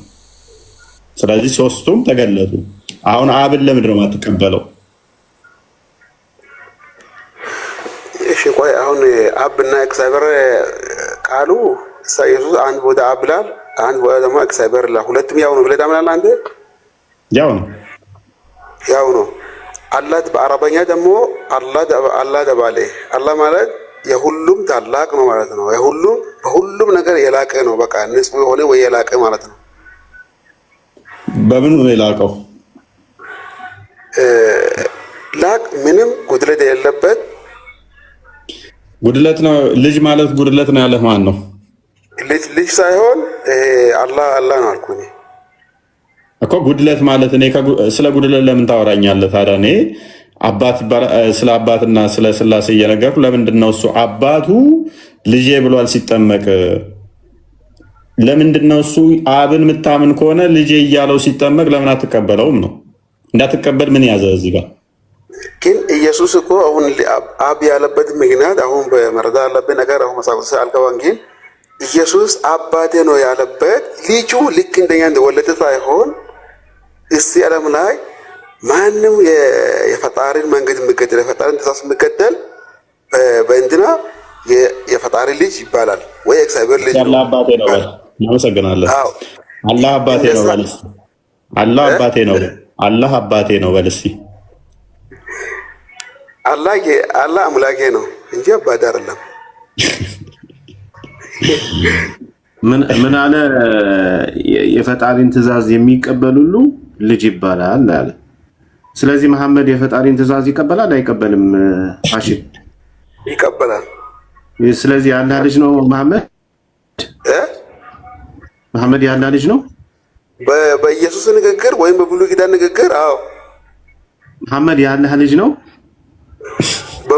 በብሉይ ኪዳን አስተምሮት ከሆነ ትክክል ነው። ለምን የአላህ ትእዛዝ የሚቀበል ያስተምርም ይዳስስ ነበረ። ጎበዝ። እንደዛ ከሆነ ሂሻም፣ ስለዚህ አላህን ውሸታም ታደርገዋለህ። እንዴት ውሸታም ታደርገዋለህ መሰለህ? ልንገርህ። ሶሪ ቢኒ፣ ምን መሰለህ? በቂያማ ቀን አይሁዶች፣ ክርስቲያኖችና ሙስሊሞች ይመጣሉ። አይሁዶች የሚጠየቁበት አላህ ኡዘይርን ወልዷል ስላሉ ነው። እኔ ሚስት ሳይኖረኝ እንዴት ልጅ ይኖረኛል ብሎ ያላቸው ለምንድን ነው የዋሸው ካዳ? ወይስ ያንተን ያህል መረዳት ሳይችል ቀርቶ ነው? አላህ አሁን እኮ እኔ በነቢ መሐመድ ወይም በቁርአን ንግግር ሳይሆን በብሉይ ኪዳን ንግግር ሰዎች በነበሩ ሰዓት እኮ ነው። አይሁዶቹ የቀደሞቹ ምን ይላሉ? ይመጡና ኡዘይር ያላህ ልጅ ነው ሲሉ እኔ ሚስትም ልጅም የለኝም ይላቸዋል። ስለዚህ አንተ ደግሞ አይ ችግር የለውም ይባላል እያልከን ነው። እነሱ ይብቃ፣ ሶሪ ይብቃ። አይሻሉም? እነሱ ያሉበት እኮ እኔ እኮ ብያለሁ። ለምሳሌ የአካላዊ ልጅ እና የመንፈሳዊ ልጅ ይለያል። አንድም ቦታ ላይ አካላዊ ልጅ አላሉማ ወንድማችን ሐሺም። አላህ ብቻ ነው። አሁን አንተ የተሻለ ታውቃለህ። አንተ ከአላህ ይልቅ የተሻለ ታውቃለህ። ሱረቱ አንቢያ ላይ 17ኛው አያ ላይ፣ ሱረቱ አናም ላይ 101 ላይ አላህ ሚስት ሳይኖረው ልጅ እንደማይኖረው ነው የተናገረው። እኛ ደግሞ መጽሐፋችን ዮሐንስ ወንጌል ምዕራፍ 1 ላይ ቁጥር 13 እና 12 ላይ በስጋን ፍቃድ እኛ ራሳችን አልተወለድንም። ሐሺም መጨረሻ ልንገርህ። ስለዚህ አብ የሚለውን ተቀበል። አብ ስለ ልጁ ምን ብሏል? ልጄ ነው ብሏል። በቃ ልጁ ነው በል። አንድ ስቴፕ ነው። አብ ማለት በባህሪው ሎክ አብ ካል ከአባት ማለት ነው። ስለዚህ ልጅ ሲኖር ነው አባት የሚባለው። ሁለተኛ ግን ምንድነው እሱ ሐሺም ማወቅ ያለብህ እኛ ቃሉን ነው ልጅ ብለን የምንጠራው። ኢሳ ከለማላህ ነው አይደለ? ስለዚህ ያን ከለማላህ ምን ብለን ጠራን እኛ? ልጅ። እናንተ ምን ብላችሁ ትጠሩታላችሁ? ኢሳ ከለማላህ ሩህ አላ ብላችሁ ትጠሩታላችሁ። እኛ ደግሞ ኢየሱስ የአብ ቃሉ ብለን እንጠራለን። የአብ ልጁ የባህሪ ቃሉ የባህሪ ልጁ። እናንተ ደግሞ ምን ብላችሁ ትጠሩታላችሁ? ኢሳ ያላ ቃሉና መንፈሱ ብላችሁ ትጠራላችሁ። ሐዲሳቶቹ እንደዛ ናቸው። ሁሉም ሐዲሳቶች አሁን የመጡት እንትን ለማጭበርበር የሚሞክሩትን ተዋቸውና ሐዲሳቶቹን ቡሃሪ ላይ ያለ፣ ሙስሊም ላይ ያለ፣ እንደገና ደግሞ ሱራ 4 171 ላይ አለ። ያላ ሩህ እና ያላ ቃል ነው የሚለው። በቃሉ ሆነ አይልም፣ በሩህ ሆነ የሚል አንድም የለም። ከሌሎቹ የሚለይበትም ሲያስቀምጡ ቃሉና መንፈሱ የሻም ቼክ አድርጋቸው። ስለዚህ እናንተ ያላ ቃልና መንፈሱ ብሎ ነብዩ አስተምሯችሁ ነበረ። ከጊዜ በኋላ መታችሁ እየካዳችሁት ነው። ስለዚህ እሱን ነገር አስተካክሉ እና ኤኒዌይስ እንደዛ እንጠራለን ነብዩ እንዳለው ካልክ ግን እንደዛ የምታምን ከሆነ ነብዩ እንዳስተማረው ሰሃቦቹ እንዳስተማሩት አምናለሁ ምትል ከሆነ ሂሻም፣ ስለዚህ ምን ብለህ ማመን አለብህ? ኢሳም ብቻ ነጥለህ ያላ ቃልና መንፈስ ነው ያላ ቃሉና መንፈሱ ነው ብለህ ታምናለህ። ያላ ቃልና መንፈስ ደግሞ ፍጡር አይደለም ብለህ ታምናለህ። ምክንያቱም ቁርአን እንኳን ያላ ቃል ነው ፍጡር አይደለም ብላችሁ ስለምታምኑ ሱራ 9:6 መሰረት አድርጋችሁ፣ ስለዚህ ከዛ አንጻር ስትመለከተው ኢሳ ፍጡር ብቻ አይሆንም ማለት ነው። አትሊስት ስጋው የያዘው ከሜሬም የተወለደው ያመጣየው ኢሳ ስጋው ከጊዜ በኋላ የመጣ ነው የተፈጠረ ነው። ነገር ግን ፍጡር ብቻ አይደለም፣ ስጋ ብቻ አይደለም፣ ያላ ቃልና መንፈስ አለበት። ያላ ቃልና መንፈስን ከያዘ ደግሞ ኦኬ ፍጡር ብቻ አይደለም ማለት ነው ኢሳ። ለዚህ ነው ቅድም ኢሳ ያላ ቃልና መንፈስ ስለሆነ ያያ ነብይ የሆነው ያያ እንኳን ሰገደለት የሚለው። ስግደት አምልኮ ነው። ገና ሳይወለድ በማህፀን ላለው እንኳን ሰገደለት ይላል። ፍጡር ስላልሆነ ሌላ ምንም ተአምር የለውም። እንደገና ደግሞ ወደ ኢየሱስ ፍጡር አለም ያልኩት ታዲያ ኢየሱስማ ፈጣሪ ነው። ሁሉን የፈጠረ ሁሉን ያስገኘ ነው። አንተ ጋር እኮ እየነገርኩ ነው። ቁርአኑ ላይ እና ሐዲሱ ላይ ኢሳ ራሱ ፍጡር አይደለም የእናንተ አስተምሮ ላይ እያልኳችሁ ነው። ይብቃ። ለዛሬ ደህና ደሩ። አይ ሱሮ ፍጡር እሱ ፍጡር ነው አትልም። ግን አላህና ኢሳ አንድ ነው ወይም አብና ወልድ አንድ ናቸው ብለ ይሄ ራሱ የተለያዩ ናቸው በመጽሐፉ በአላህ እና ኢሳ የተለያዩ ናቸው። አይገናኙም። ያ እናያለን። እሺ ለማንኛውም ምን አለ መሰለህ ሻ እናየዋለን።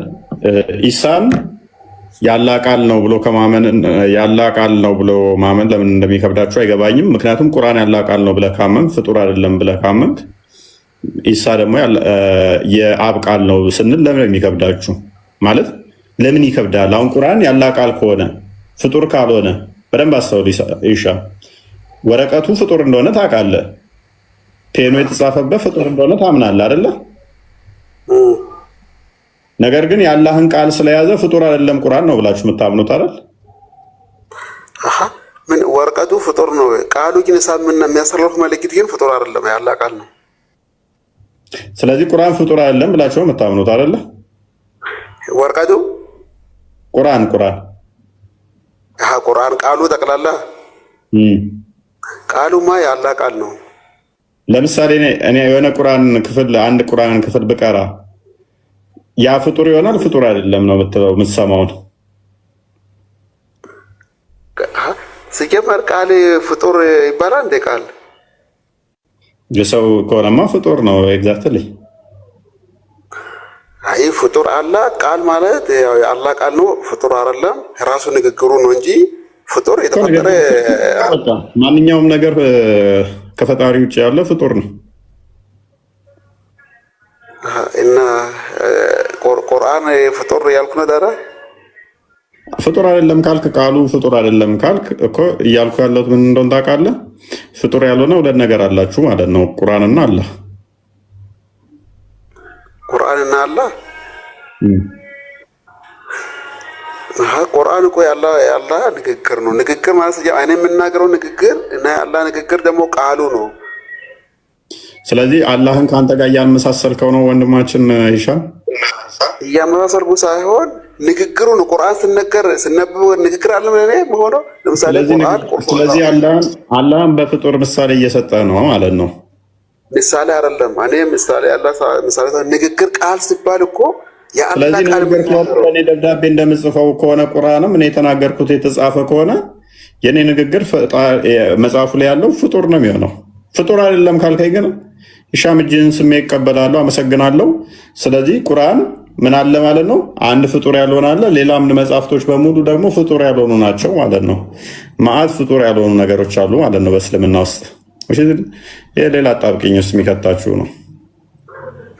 ይሄ እንግዲህ የአላህ ቃል እንደዚህ ማለት ፍጡር ነው ፍጡር አለም። ይሄ ግልጽ ነው። እንዴት ነው አንዴ ግራ ገባ ገራቅም ግን ግልጽ ነው በጣም። እኔማ ምን ግራ ይገባኛል? እናንተ እኮ ለመረዳት ስላልቻላችሁ ነው። ሎክ ቁርአኑ ፍጡር አይደለም ብላችሁ ነው የምታምኑት። ይሻል ይሄ ቁርአን ደግሞ በቂያማ ቀን ሰው ሆኖ ይመጣል ብላችሁ ነው የምታምኑት።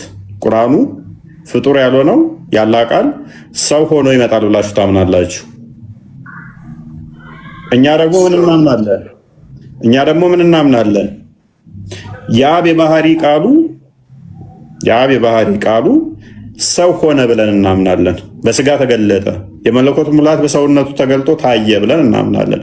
እናንተ ወደፊት ይታያል ትላላችሁ፣ እኛ ታየ ብለን እናላለን። እንደዛ እሺ። ቁርአን ሰው ሆኖ ይመጣል፣ ቂያማ ቀን ሰው ሆኖ ይመጣል ምን ላለ በደንብ አለ። ላንብብልህ እስቲ። እሺ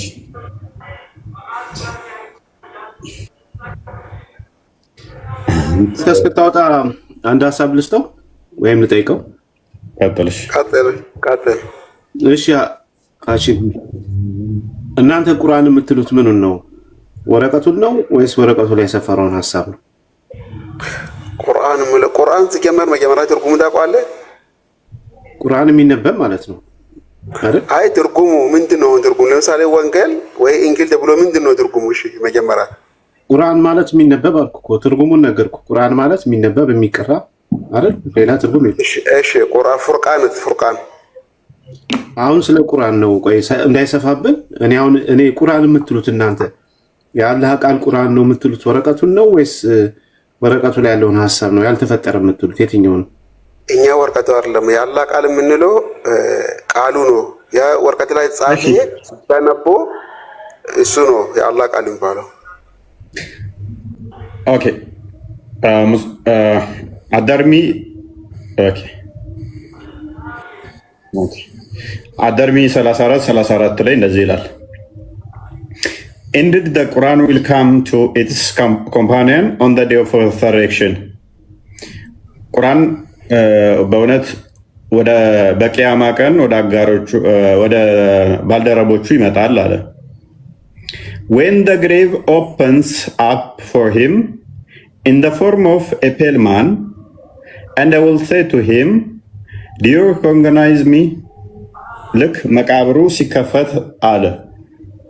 መቃብሩ ሲከፈት ይመጣና ወደሱ ቁርአን በገረጣ ሰው መስሎ አስታወስከኝ እንዴ ይላል። ኢሻም መቃብር ልክ ሲከፈት የቂያማ ቀን ይመጣል ቁርአን የገረጣ ሰው መስሎ አወከኝ ይላል። You recognize me? He will reply, I don't recognize you. አላስታወስኩም አላውቅም ብለህ ትለዋለህ ይሉታል። It will then say, I am your companion, the Quran, who made you thirsty in the heat and kept you awake at night. በሙቀት ሰዓት ያስጠማውህ ሌሊትም ደግሞ ያነቃውህ እኔ ባልደረባህ ቁርአን ነኝ ይልሃል። ከዛ ማውራት ይችላል። እሱ የት እንትና ላይ ነው? አደርሚ 34 ወይንም ደግሞ ሌላ ልጨምርልህ። ሱናኒ በመጃ ላይም ስላለ በቀላሉ ልታገኘው የምችለውን ልስጥህ። እሺ ሱናኒ በመጃ 37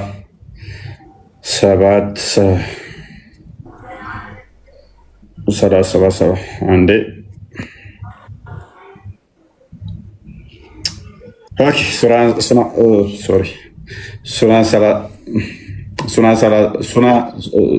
ሱናኒ መጃ 3781 ላይ እንደዚህ ይላል The Quran will come on the day of resurrection like a pale man and I will say ቁርአን በቂያማ ቀን የገረጣ ሰው መስሎ ይመጣና እንደዚህ ይላል I am the one that keeps you awake at night and I made you thirsty during the day እኔ ነኝ ሌሊት ያነቃውህ እኔ ነኝ ቀንም ያስጠማውህ ይላል ቁርአን በገረጣ ሰው ይመጣል ይላል ስለዚህ ያላ ቃል ነው ቁርአን ብለህ ታምናለህ ያ ያላ ቃል ደግሞ የገረጣ ሰው መስሎ ይመጣል ኢሻም እና መቃብርህ ላይ ከመቃብር ስትወጣ ያናግራል አስታወስከኝ ይላል አላውቅህም ስትለው እኔ ወዳጅ ጓደኛ ቁርአን እባላለሁ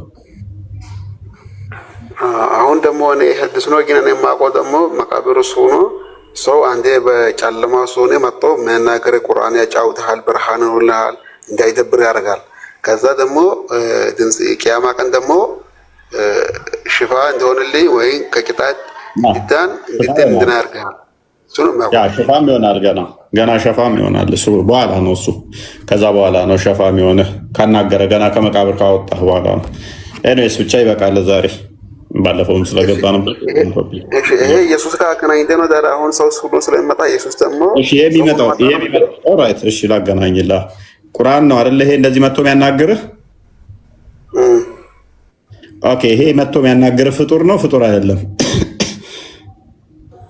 መንፈስ ሆኖ ነው እንጂ መጣ ስለዚህ ፍጡር ነው ፍጡር አይደለም ፍጡር ያለ አንቺ አላህ የፈጠረው ይችላል እንጂ መጣ አዴ ስለዚህ አላህ ቁርአን ራሱ ወደ ፍጡር ይቀየረዋል ይዛለት እያልከኝ ነው አላህ የፈለገኝ እንደፈለገ መቀየር ይችላል እኮ የሚያግዘው ነገር የለም ስለዚህ አላህ ቃል ቁርአን ፍጡር ሳይሆን ይቆይና የቂያማ ቀን ፍጡር ይሆናል እያልከኝ ነው ይሄ አላህ ካለ የማይሆን ነገር የለም ያምንበት ካለ እንዴት ትለኛለህ ቁርአን አላህ ራሱ እኮ ነው ብለኸኛል አስቀድመ ቃሉ ራሱ ልክ እንደ እጁ ነው ብለኸኛል እጁ ኖሮ የቂያማ ቀን እጁ ፍጡር ይሆናል እንደማለት እኮ ነው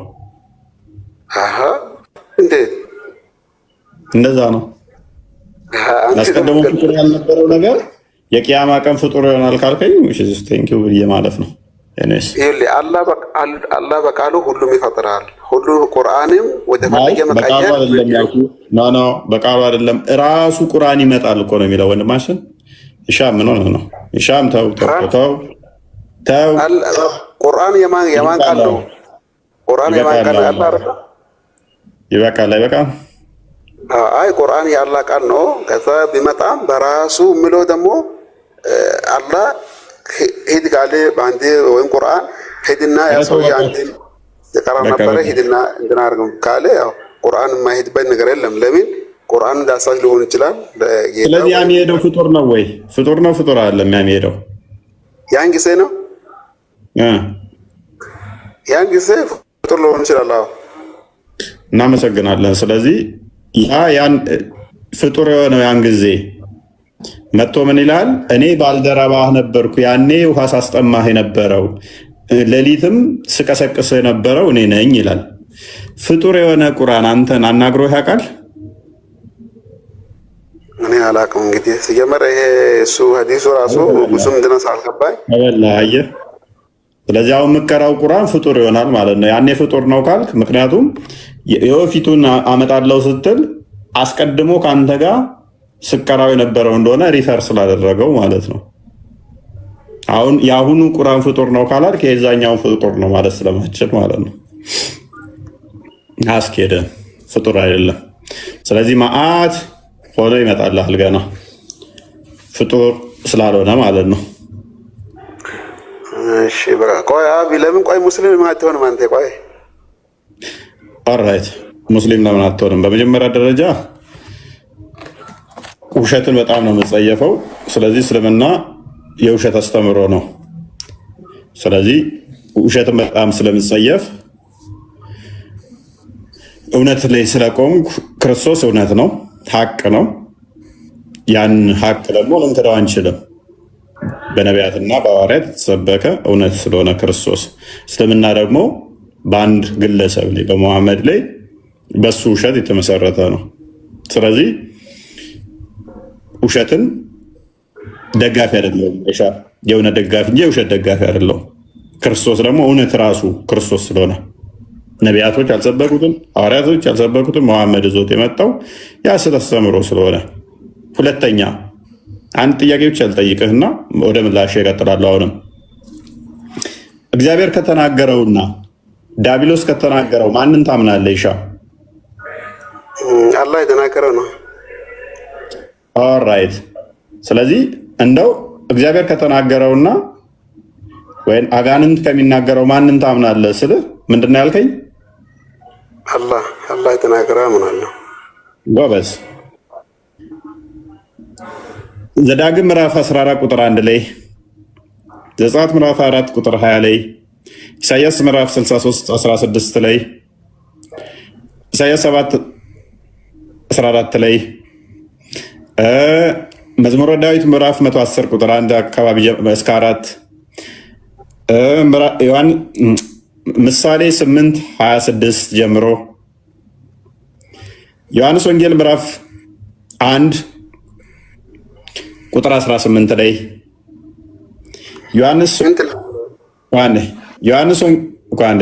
ማቴዎስ ወንጌል ምዕራፍ 16 ከቁጥር 13 ጀምሮ እስከ 16 አካባቢ፣ ዮሐንስ ወንጌል ምዕራፍ 1 ቁጥር 18፣ ዕብራውያን ምዕራፍ 1 ከቁጥር 1 እስከ 3፣ ማቴዎስ ወንጌል ምዕራፍ 3 ከቁጥር 16 እስከ 17፣ ማቴዎስ ወንጌል ምዕራፍ 17 ከቁጥር 15 አካባቢ። ሉክ ቁጥር 5 አብ ስለ ልጁ ምን አለ? ልጄ ነው አለ። አባት ነኝ አለ። እግዚአብሔር አብ ልጅ እንዳለው ነገረ። ማንን እንስማለን? እግዚአብሔርን አለን። ልጅ እንዳለው ነገረን እግዚአብሔር። አባት እንደሚባል ነገረን እግዚአብሔር።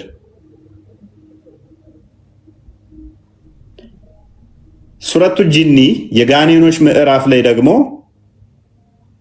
ከቁጥር 1 እስከ 3 አላህ ልጅም ሚስትም የለውም ብለው አጋንንቶች ነገሩን። ሱረቱ አናም ላይ ደግሞ ከ100 እስከ 101 ላይ ለሱ ልጅና አሰጉ አላህ ሚስት ስለሌለው ልጅ የለውም አሉ አጋንንቶች። አሁን ማንን ልልመድ? ሻም ባለኝ መሰረት በትንሹ በእነኚህ ሁሉ ጥቅሶች እግዚአብሔር ልጅ አለኝ እያለ፣ ኢየሱስ አባቴ ነው አብ እያለ፣ አብ አባት እባላለሁኝ ልጆች እያለ እግዚአብሔር አብን እንመን ወይንስ ኢሻም የሚያምነውን አጋንንቶች ልጅ የለውም ያሉትን እንመን? ኢሻም ምን ብሎኛል? ከአጋንንትና ከእግዚአብሔር ማንን ታምናለህ? ንጽጽር እንኳን አይቀመጥም ብዬ ስለው አጋንንትንማ አላምንም እግዚአብሔርን እንጂ ብሎኛል። እናመሰግናለን ኢሻም። ቸር ቆዩ። ለዛሬ ይብቃችሁ።